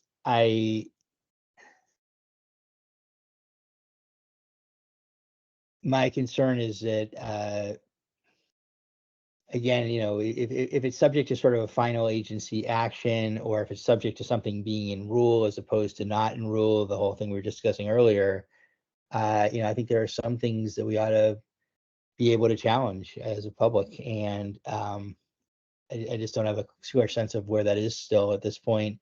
And I think we ought to mirror what's for example at ODF, where what things do the public what can the public challenge there under the APA. It ought to be relatively consistent, and there are ways to accomplish that. So I don't know how to kind of shoehorn that in given the hearings next week, but I still think that that's something that needs to be clarified, and something the public may want to testify on as well if it's not resolved.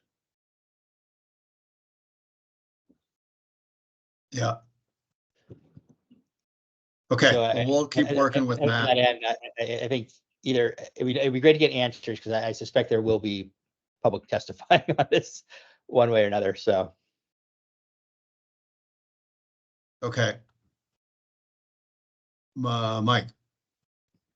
Yeah, just and I understand what you're saying, and Bob, my one thought, and this is totally unlawyerly thought because I have no no background in it, but since we are essentially looking to be an advisory board, I wouldn't think that the advisory board's actions would be challengeable, but I would guess that where it'd be challengeable, lawyer or somewhere along the lines would be DSL's actual decisions. I would think, but I wouldn't think that the our advisory board would have something that would be challenged, because we're just advising. We don't have the authority to say this is, you shall do this, although DSL then is supposed to follow us unless they can say they're not. I don't know if that makes any sense at all, but and like I said, it's totally unlawyerly discussion on my part.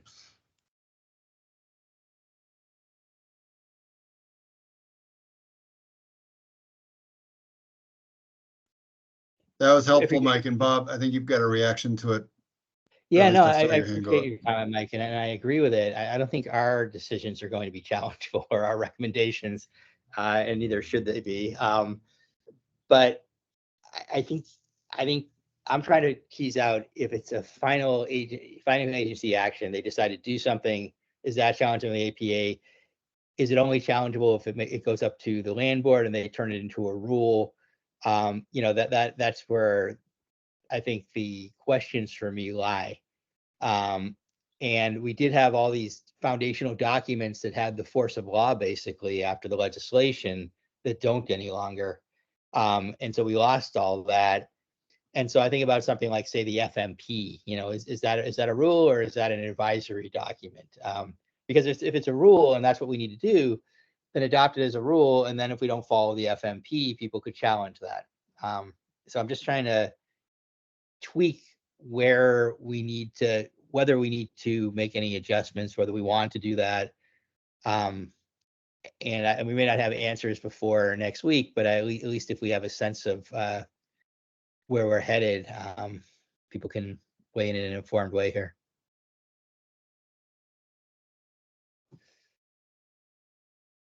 Well, this whole thing started with, I think, our very first conversation or second conversation as an advisory group on this. You all started by hearing Matt DeVore present on, like, okay, this board, or the what will be created if the land board adopts it as the Research Forest Board. it's a different animal than what we had under Senate Bill 1546, and Matt kind of came in with the cold blanket around, or wet blanket around, this is advisory in nature. It's not the power and the authority that existed under 1546. And so I guess right now I'm just thinking about the evolution of this conversation from that point to, okay, and let's make sure we're a board that is taken seriously and whose recommendations are taken seriously and get adopted, but for some articulated reason why not, and still kind of having to operate within the current statutory framework that no longer includes 1546. So I guess I appreciate you all for having wrestled through that and tried to articulate a landing spot, even though, Bob, you still have the questions that aren't addressed directly in this document around accountability or enforceability of agency decisions. And so we'll work on that with Matt. And then I don't know, Keith, Jack, I guess your druthers, my sense is maybe we take a 10-minute break now, but I just wanted to say thanks for all the good back and forth on this document, including the feedback today, and for being willing to express some, statement to the land board on where you are as individual advisory group members.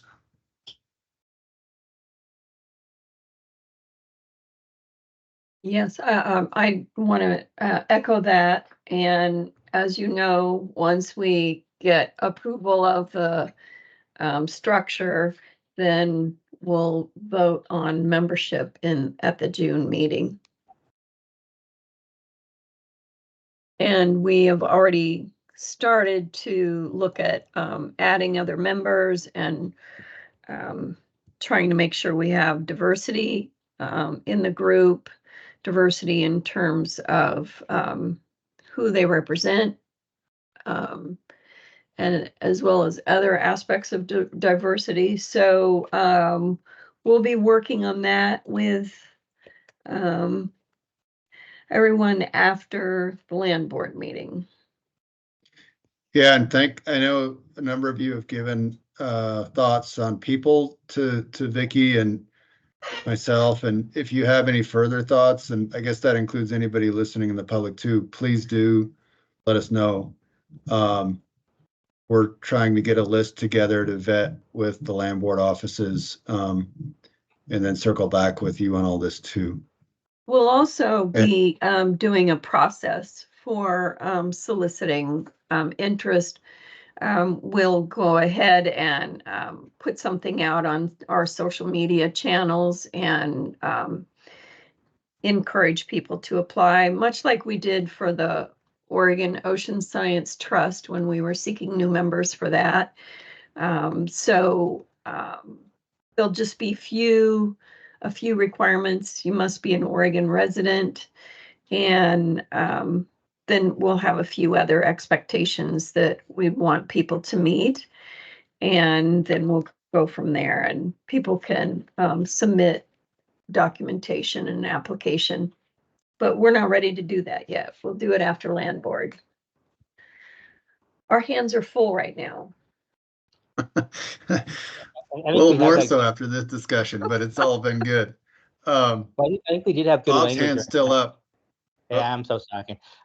Oh boy. I think we had good language around that, around supporting the principles of the Elliott, representing the broad range of stakeholders. I think those actually have proven pretty durable for us. So I guess just going back to the land board testimony, I guess I would appreciate it if we could flag for, depending on how things evolve over the next couple of days, that there are still potentially some outstanding questions about how the public would, if and how the public could legally challenge decisions. And I think it's important to flag that as an outstanding question, not a reason to not adopt today, but something that we do need to work through and clarify. Is that acceptable to folks to throw in a line or two there?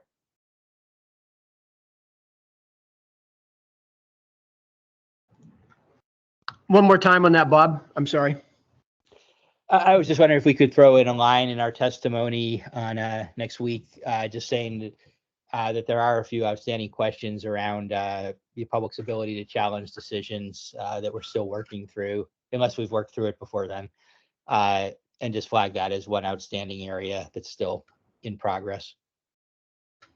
Not a reason not to adopt on Tuesday, but just a caveat, because that fits into this kind of whole structure piece.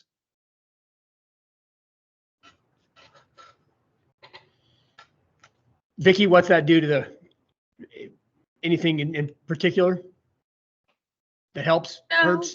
I've given him my, what I know today. Okay. There can be further conversations this week, to talk that through. And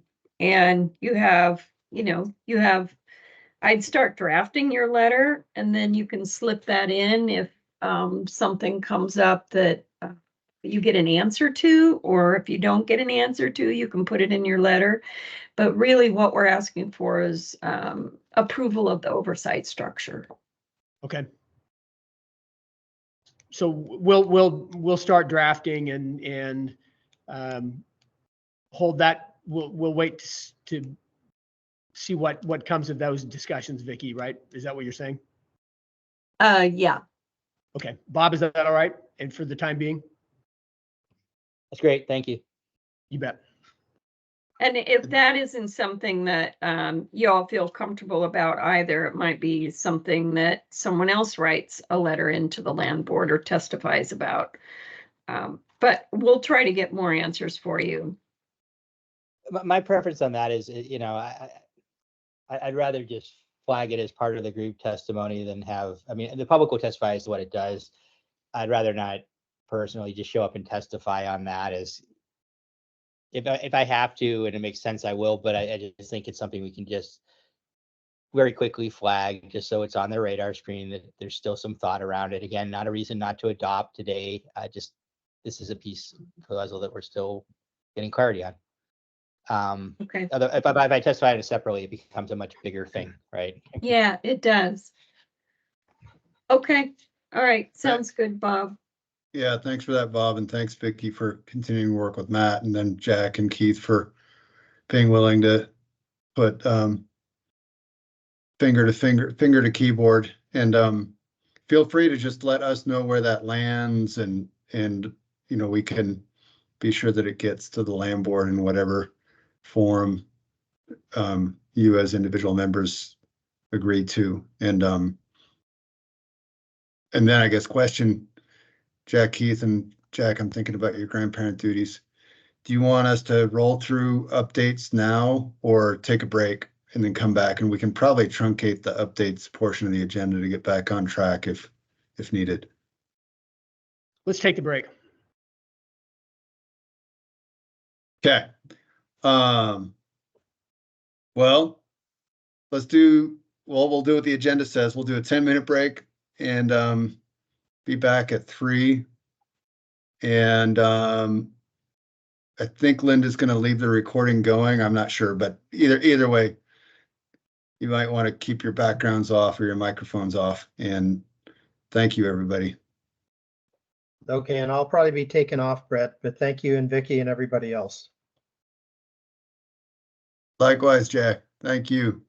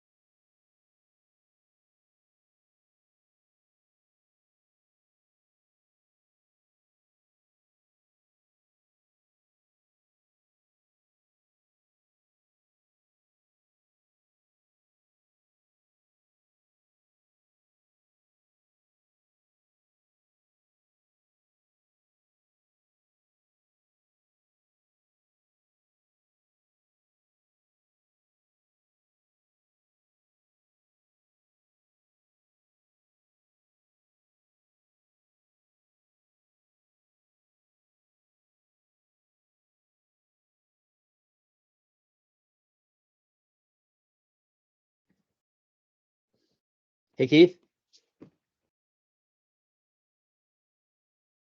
Yep, hey, Hey, I got a question for you. I'm just following up on my, I know we're live here, so we have an audience, but curious about your understanding. What the, sorry, my cat has arrived. What the plan actually says is that the land board will provide guidance to staff or to DSL on approval or denial of forest management plans. So are they guiding the staff as to whether to approve them, or are they approving them? Do you see the distinction? yeah, say it again. Let me think on that. Yeah, the language is they will provide guidance on approval or denial of a forest management plan. The land board will? Yeah. I think this gets at the question I'm asking, which is basically, you know, if it's a final DSL decision, it has the force of a rule, and if it's not, then it doesn't. And I think that's where it becomes a question mark of enforceability. Okay. I had not caught the particular meaning of that. And I hadn't either till this question came up, because I was under the impression that it was under the APA. Then I went back and looked at it, and that language was added that says it's red lighted. You know, will provide guidance on approval, whereas before it said will provide approval or denial. So that's a new change in there that may actually answer this question directly. Anyways, so, so Brett, I'll just ask you the question, and I know we're live, thanks. but save some time. There's new language in the document that says the land board will provide guidance on approval or denial of forest management plans. So are they actually approving or denying the forest management plan, or are they providing guidance on whether a plan should be approved or denied? Then that guidance language is red lighted. Okay, let me go back and look. No, the intent is that they have to adopt or not the forest management plan. So let me look at that. Because I think that may answer my question, because if they have to adopt a forest management plan, then everything would have to adhere to that. And I think that's where your APA comes in. You know, so if your annual operations plan didn't follow your forest management plan, that would be contrary to a rule.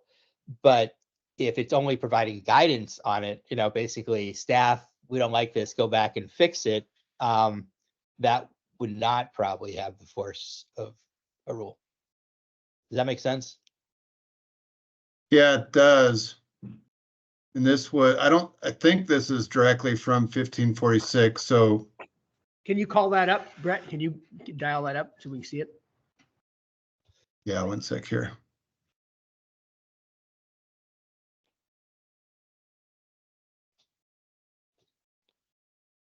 Okay. So this is, yeah, State Land Board will provide the following guidance to DSL and the ESRF board. Policy guidance, feedback on programmatic reports, approval or denial. I mean, I think this is right out of 1546, Bob. The guidance language though is in red on the most recent version, so that's new language in this. But regardless of whether, I mean, 1546 had all kinds of other provisions, though. It laid out very clear standards for how you would, when you could, you know, it was very detailed, and so you didn't need this per se. But I guess the way I'm reading this is could be two ways. The following guidance are things that they will do. They will approve or deny a forest management plan, or you can read it a different way and say they'll provide guidance to staff as to whether to approve or deny. If it's the former, then I think it's enforceable. And if it's the latter, it's probably not. Right? It's a repetitive statement here, Brett. So I'm going to leave the particulars to Bob. He knows that, you know, lock, stock, barrel, way far beyond mine. But if you read it as is, the board will provide the following guidance to DSL and ESRF board policy guidance, or whereas I would think it would say the board will provide the following to DSL and ESRF board policy guidance. Exactly, and that's the way it was. And then there's Okay. new language that was at least highlighted in the most recent version as being added, which is the guidance language in the highlighted thing here. So I think Keith's exactly right. If you could just take out the word guidance and we'll provide the following. I think. And I don't know what it all means, so I'm not speaking on that front altogether. But it does sound. I mean, it sounds particularly redundant that you're going to provide guidance to provide guidance. Yeah. Right? Yeah, no, I hear you. So I think I'll check back with Vicky, but my thought is this will be another thing we'll take to the land board and indicate our intention to not just fix the lettering, the thing that might caught, but strike this term. So strike guidance here. So it just says we'll provide the following to DSL and ESRF board and clarify it that way. And that is consistent with the intent of the legislation and all the prior documents too. Yeah. Things were going to have to be approved by the land board. So it would read much more clearly. Thanks. Yeah, and I'll circle back with you all if it's for any, because I can't remember why it was changed in the first place, but if it's going to be or needs to be anything different, I'll circle back with you all, including you, Bob. But my sense is you both are right, and we can just strike the term guidance here. Okay, thank you. Okay. All right. Well, we're back after a brief interlude, and with that, I think we've wrapped up, or Keith, you tell me, I think we've wrapped up on the where you wanted to land around, direction forward on the oversight document. I think we've gotten what we've needed from DSL, and I think, Keith, you've gotten what you need around the next steps with how to communicate to the land board. Yeah. So I think Jack and I I'll email him in the morning, and between us we'll draft something up quickly and get it out to everybody in the next couple of days. Okay. In terms of a statement from those that remain, right? The entire. Yep. And then we'll follow up on the questions and work with Matt, including on the variety of issues raised related to enforceability, and then on the and the guidance word too. The payment, yeah, and the compensation issue too that Melissa raised. And I did notice, so in case you haven't noticed, there has been some chat commentary, including from Peggy Lynch in the chat related to the oversight structure. So just FYI as we move on here. Okay, so I'm going to keep us going unless, Keith, you want to call an audible, but I can keep us going around getting back on track with the agenda. Go. All right. So quick circle back to the agenda.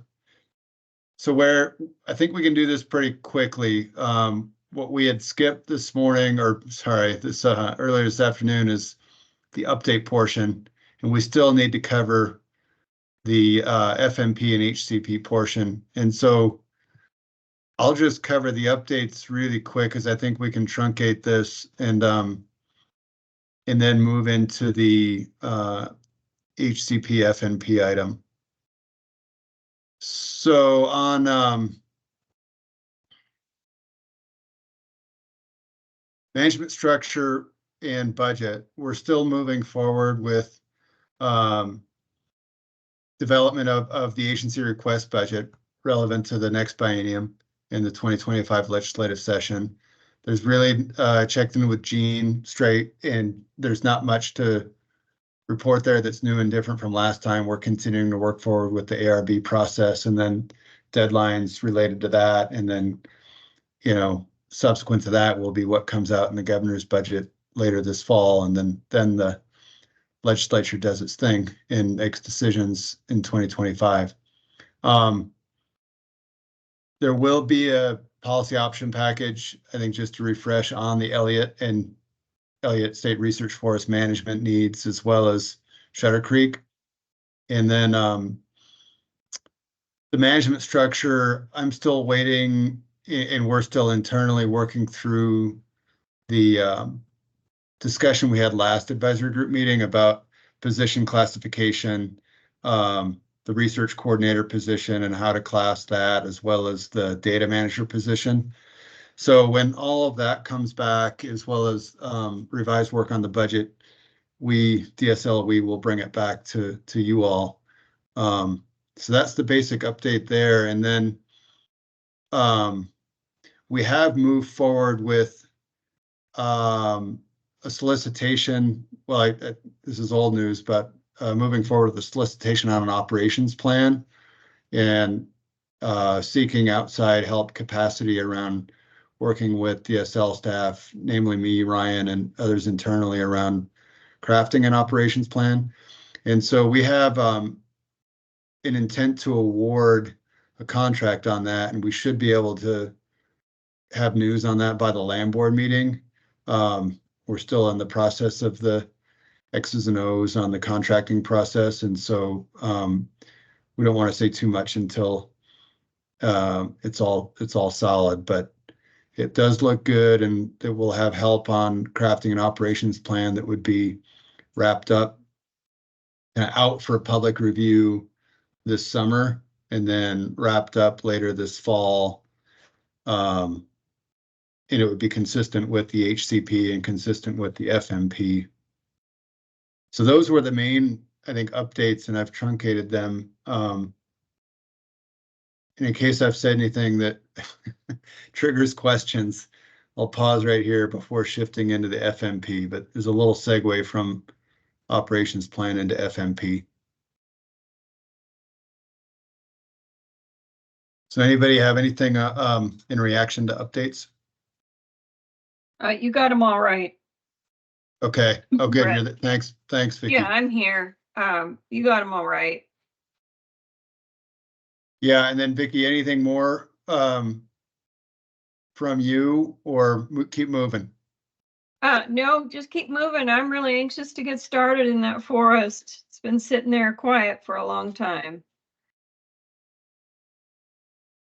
Indeed. Well, there are sounds in that forest. I know, Vicky. Yeah. Silence is nice, Vicky. Yes, it is. And actually, Bob, when I retire, I'm going to go recreate in Elliott as I did in high school, down by the Millicoma. But, you know, it hasn't been a working forest for a long time. And I'm just anxious to get us started on the research and the work in the forest. And I'm just really, I'm feeling the love. So. Yeah, and so when we good segue on feeling the love. Yeah. The operations plan piece, it is the detailed level kind of what and where will things be happening in the roughly 2025 to 2027 period, and that includes the non-quiet stuff of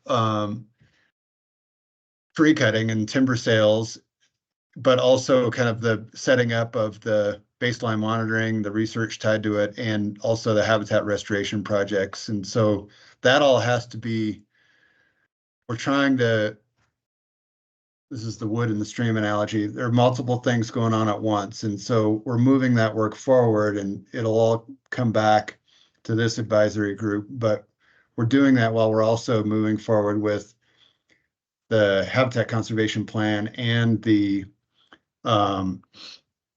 development of a forest management plan. And so I wanted to move us into that. And any operations plan has to be consistent with both a forest management plan and the FMP. And so that's what we'll be working closely with the contractor on as we vet things with the advisory group and then the public. But the intent remains to move a forest management plan draft out this month and start our public review process. We're also looking to bring in contracted help around running the public review and response to comment process and intentionally give that process a good amount of time, given that it's important. And even though OSU did a lot of really good public involvement and process around its development of the OSU Forest Management Plan, we want to go back out and do that again, given that DSL is revising the OSU FMP and moving it into a DSL FMP. So the basis of the FMP will be the OSU FMP that you all saw and that came forward formally to DSL and was delivered by OSU in November. And our thinking on this is there's a lot of really good work and information and effort that went into that document, and where there are changes to how DSL is advancing its FMP, those will be clear in the draft, like as to what's changed from the OSU FMP. And folks will have the ability to kind of come in and say what they think of that, but also what else they might want in the FMP. Part of what we're wanting to hold open space for, and or not, I'm gonna have to go into, if you all can hear background, sorry, we have a contractor in the house. Part of what our intent to not fully form in this FMP is there's still a need for a recreation plan and an education plan to be formally developed. And there's still a lot of work to be done with tribal governments and indigenous interests around the integration of kind of Western science and research and this research forest and management, like traditional management, with traditional management and indigenous knowledge. And that's something that we frankly don't want to rush, and there is space for that in the FMP. And so I think on those things, don't expect to see that all neat, done and wrapped up on that item or that area, plus recreation plan and education plan. We'll have placeholders for that, and that'll be kind of intentional work moving forward after adoption, or consistent with, but along with the adoption of an FMP this year. Where I wanted to start, though, before kind of handing it over for some discussion, I guess, is we have we sent out in the meeting materials the summary of changes to the habitat conservation plan. And so I think, just to refresh, DSL submitted the revised final HCP to the federal services at the end of February, beginning of March, and it's we're still in the review process with the federal services on that. So they now have, balls in the services court to tell DSL how we did in responding to the federal comments and concerns. And the revisions, though, that we advanced were, while largely based on the federal comments and feedback we got in response to the draft FMP, they were also based on a variety of other reasons for change, including that DSL will be managing the forest, which is different than the previous intent of OSU managing the forest. And so the HCP needed to be updated based on that. And there was a good amount that came in through the public comment process that we wanted to be responsive to, as well as from tribal consultation, namely with the CT Klutzy, that we have wanted to be responsive to. And then through a lot of the changes that we vetted through the advisory group, kind of leading up through last summer in that June, July period. So that summary document that we floated, I don't want to, it's a long document, and I don't intend to go through it here, but I know you all, we've had advisory group or previously prospective board meetings where we've talked about all this stuff, but seeing it all rolled up into one place is, I think, something that you all as advisory group members have wanted to see, and that summary document tries to do that. And it summarizes the changes at a pretty more than a one sentence level, but in less detail than, if you actually looked at the revised HCP, what you'd see there. So hopefully we've scratched the right level of itch with bringing you all up to speed on the whole, assemblage of revisions.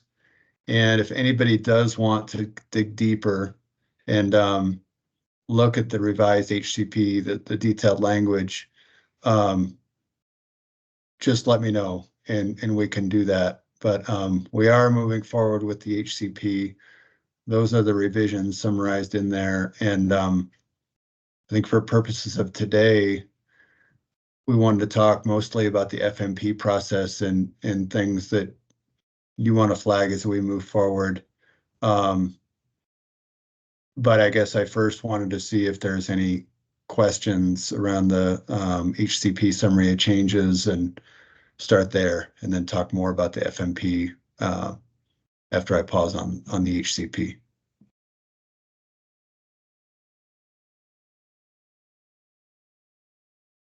Was anybody surprised by anything or upset by anything or any feedback?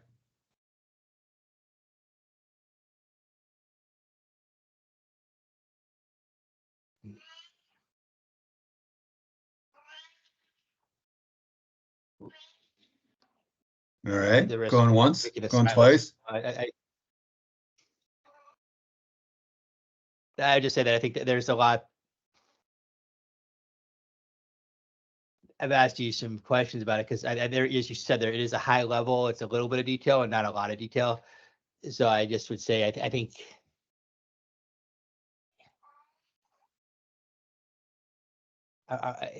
there's more to it. There's more explanation to it. I think it's accurate, but I think when folks read it, it's important to know that there is there's more context to it. If you put it all in, you'd have to include all the language at some point. But also I saw some things in there that, trigger me a little bit. I'm like, oh, wait, but then there's more to it, which kind of balances it out a little bit in different directions. So I just think that's an important thing when people read it, that it is a good overview, but also there's a lot of context if there are questions. Yeah. Yeah, and we do want to, if there is an interest in looking at the actual revised HCP document, we want to make sure we're availing advisory group members of that opportunity if you want it, kind of under the caveat that this is still an ongoing negotiation and effort, kind of a deliberative effort. Well, not kind of, very deliberative effort, but deliberations are ongoing with the federal services back and forth on the schedule that we've got.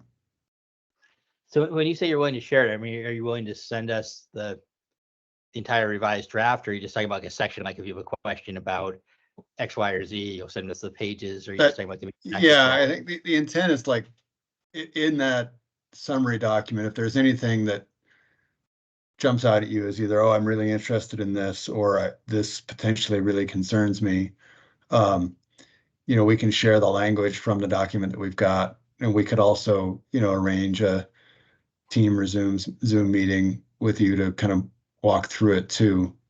And the intent is to keep things moving, knowing that this is a state application on a habitat conservation plan for permits that the federal government has to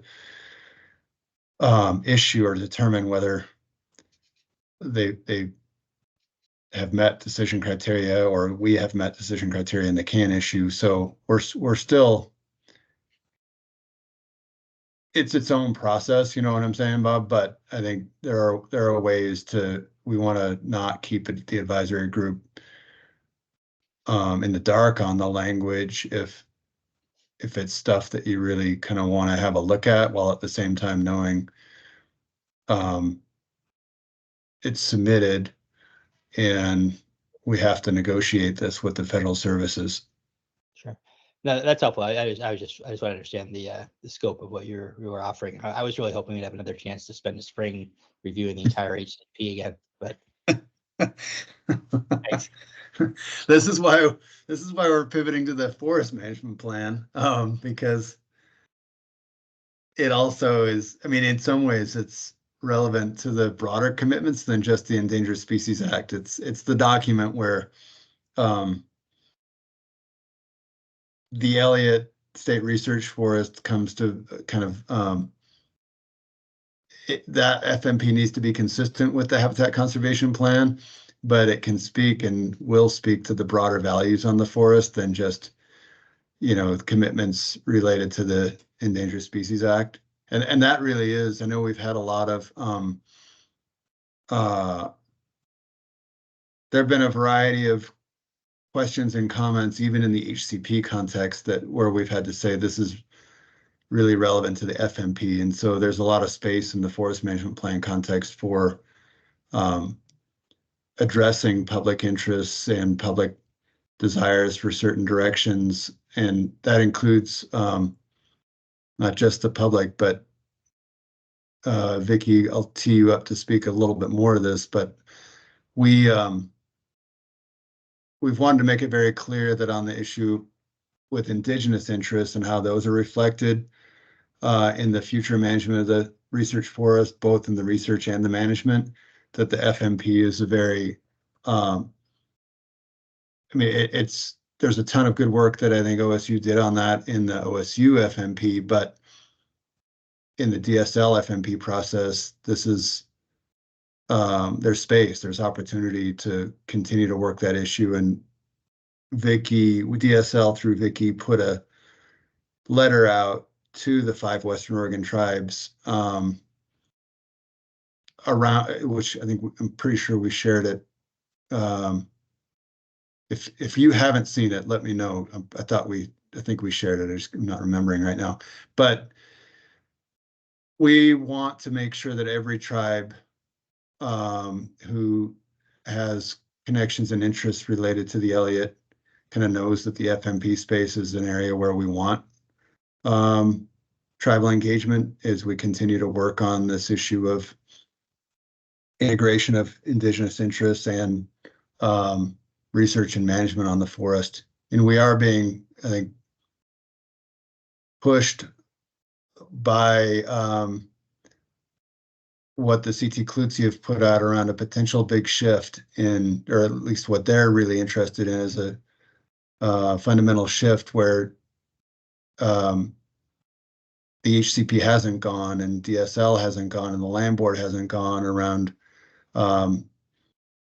what the future of the forest would look like. And, you know, that's not something that we want to do in isolation or think about in that feedback in the context of where are other tribes we want to know. So Vicki, I would tee you up to say anything on the tribal letter related to the FMP, but then I'm hoping to get on this agenda item your sense of, I think we at DSL want to know before we put out the draft of the FMP, is there anything from the OSU FMP process that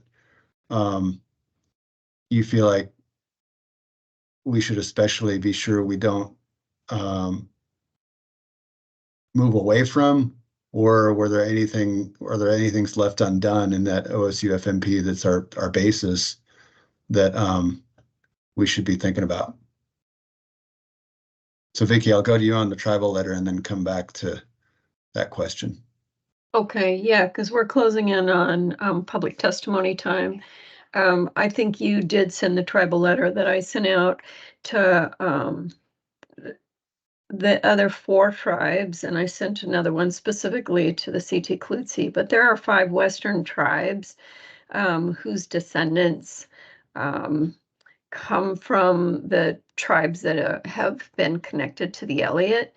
So I emailed them, or I sent them a letter nearly 6 years ago when we were putting together the first advisory committee asking for their participation or any kind of conversation they wanted to have, whether it was a government to government or just a staff level conversation. And we had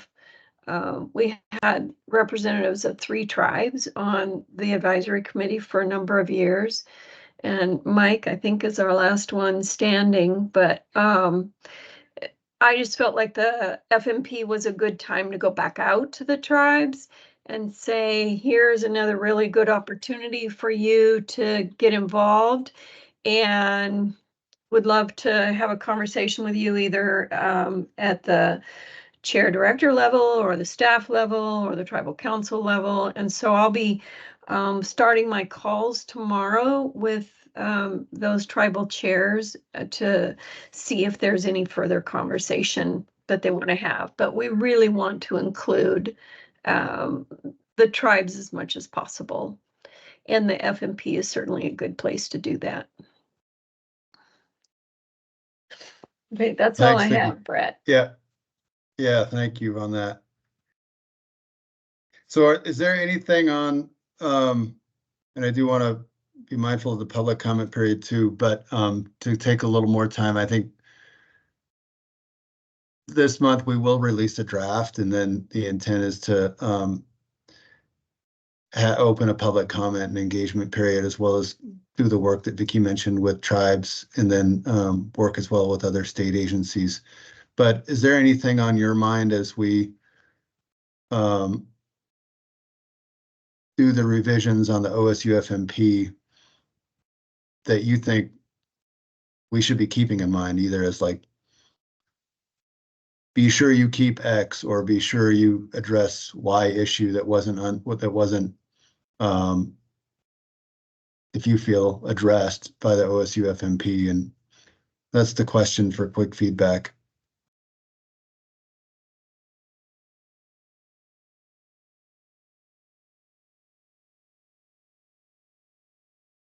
Not seeing any feedback, and Bob has jumped ship.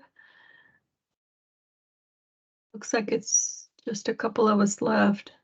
Yeah, and if you do, Just There let will us be- know. we're going to bring the draft back to the advisory group, but I think before we launch into releasing a draft, just let us know by phone or email. Excuse me. Okay, so with that, 3:34, and I don't know, we may have some public comment. I wanted to ask if anybody is in the audience, and if so, if you want to talk to the advisory group and comment on whatever it is related to the Elliott State Research Forest. I see Bob Zybeck, you're there. Yep. Can you hear me? And Yeah, loud and clear.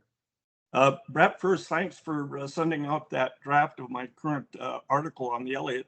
And I'd like to, for the 2 or 3 of you that are there now, I'd like to promote my book, which I put out an anthology of all the editorials and articles I've written on the Elliott in the last 10 years, including developing a recreation plan with SWAT College that has been closeted. My concern really is that a camel is a horse designed by a committee. Now, today I've been listening to 3 environmental lawyers. You go to another lawyer, Matt DeVore, and you're discussing a plan set up by a 5th environmental lawyer, Jeff Huntington, who wants carbon credits. Carbon credits are the exact antithesis of a working forest. We keep getting told that this is for jobs. It's been 5 or 6 years, and the only jobs are lawyers and road crew. So I'm very concerned about the lack of functioning. A timber sale could have been put up years ago. The HCP has been going on since 1996. You've seen my graphs. They're in my document showing the downward spiral of the forest to complete inactivity and ever increasing wildfire risk. I know I've done a lot of research on the Elliott, and I know that Oregon State avoided all of that. Some of it was very specific to the plan. Some of it was written 30 years ago, and isn't even cited. So I'm concerned about the poor research, the lack of functioning as a active forest. It's cost us over 400 jobs, rural jobs, and tens of millions, hundreds of millions to the local counties and the schools. And we're making plans for another year's meeting. And we've got an HCP that's been going on for a decade.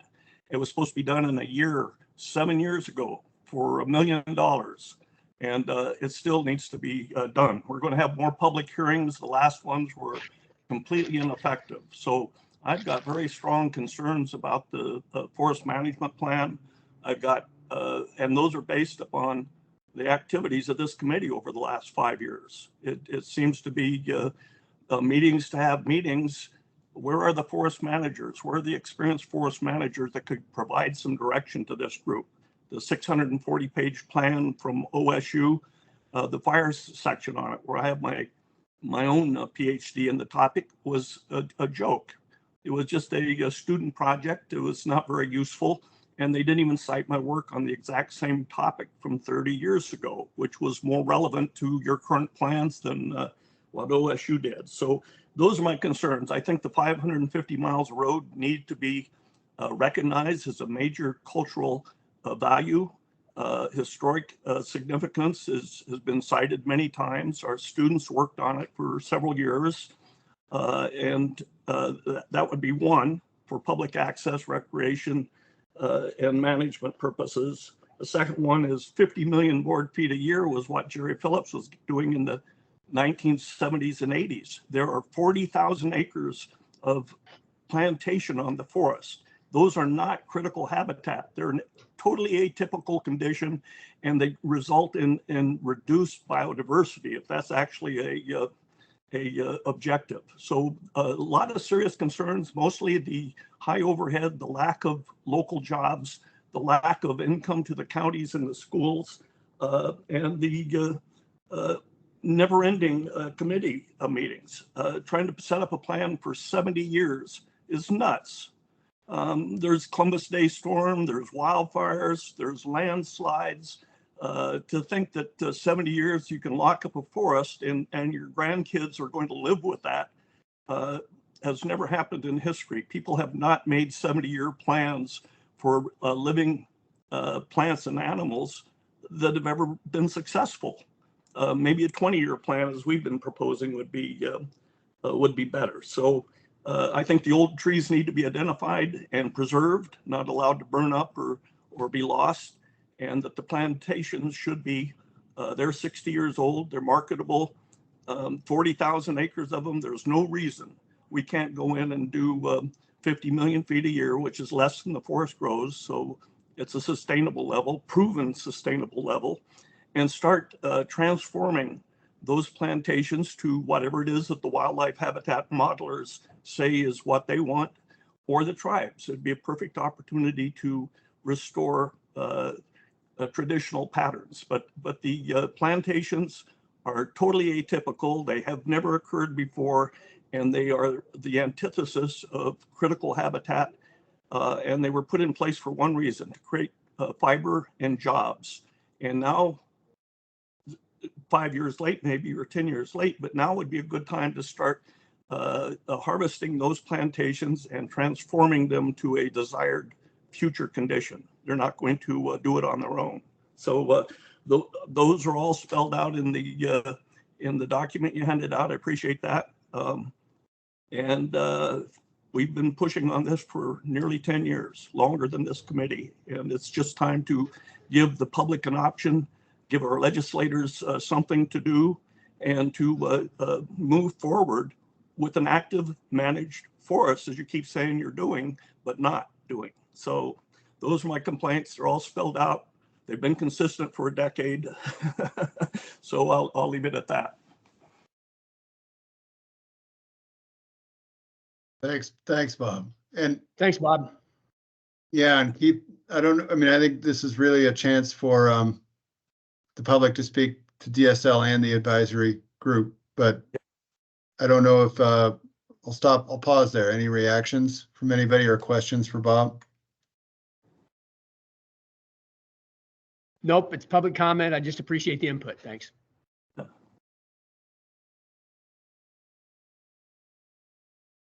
Yeah, and then Bob, thanks for the ongoing input, and then we'll work through anything you send us, including in the FMP context.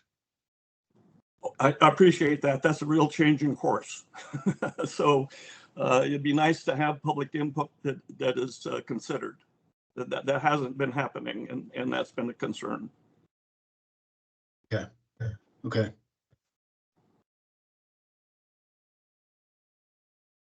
Anybody else out there on public comment? See a few others in the queue. I'll just wait and see if anybody pops forward.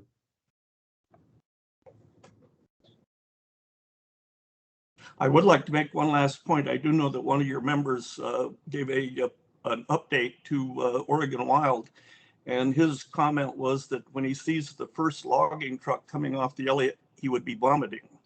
Now that's pretty much an anti-logging viewpoint, but it's those logging jobs that those guys buy gas, truck repairs, hamburgers, pay rent. That's been missing for too long. So having the log trucks coming out for an active forest, for working forest is a critical sign, especially for wildfire mitigation. It's just becoming a mess out there. Thanks, Bob. Well, and we can flag that too for advisory group members who aren't here right at this moment. Okay, well, I didn't mean to say anybody was in the line waiting in the queue, but if there's anybody else in the audience, the virtual audience who wants to do public comment, now's the time. Otherwise, I think we can start to move towards our wrap-up agenda item. Well, thanks for the opportunity. I'll check out here. Okay, and thanks, Bob. You noted in the chat that earlier Peggy had commented, and she said all good work, have no public testimony, apologize for the earlier chat. So anyway, we took her comment, and she was discussing the may versus will versus shall. Okay, so let's close out this meeting. Thank you.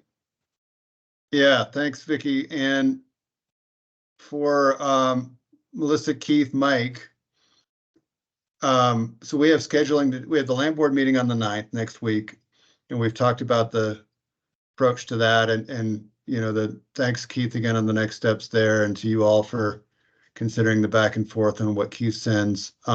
Beyond that, we're going to work on a scheduler for our next advisory group meetings, and I wanted to ask if there's anything that is top of mind for you, Keith, Mike, or Melissa, and on items you want to be sure we have on the agenda. I can tell you from our end, the management structure and budgets will be one, and the FMP, as well as its connection to the operations planning effort, will be the other. But beyond that, I think I want to be sure we take a little time before we close out this meeting to just get any thoughts from you all about anything you want to be sure that you all are discussing, or information that we're bringing you.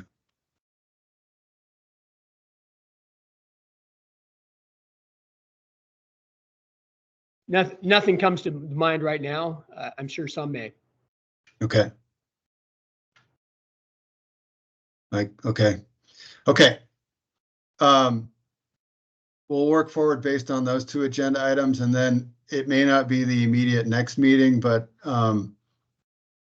we are having conversations informally with Oregon State around the research entity, research partner question, and so we'll keep those going. That was our direction from the State Land Board, is to look to OSU first around resolving the research partner question, and I think when that becomes a little more clear, it's something that we'll want to talk with the advisory group about, and you know, and ideally Oregon State wants to too, and we can have that discussion, but I'm not sure exactly what meeting that will be, but we'll get the next set of meetings scheduled. I think look for a doodle or a scheduler poll from Linda Safina Massey within the next week here. And in the meantime, thank you. Or Vicky, I'll leave it to you if you have any final thank yous or remarks.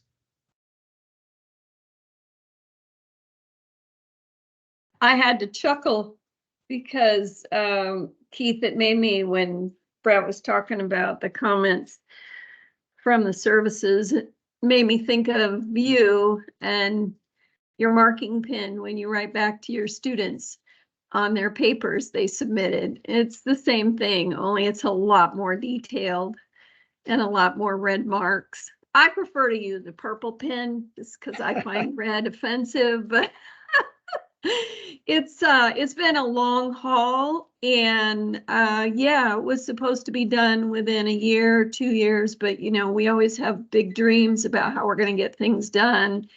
And it was a lot more complicated having a research forest to design around. So I think we're doing okay. And I really appreciate all of you hanging in there. Thanks, Vicky. Thanks, Vicky. And Keith, any final remarks from the chair position? And okay. None. Nope. Let's get back at it as soon as we can, and let's deliver this.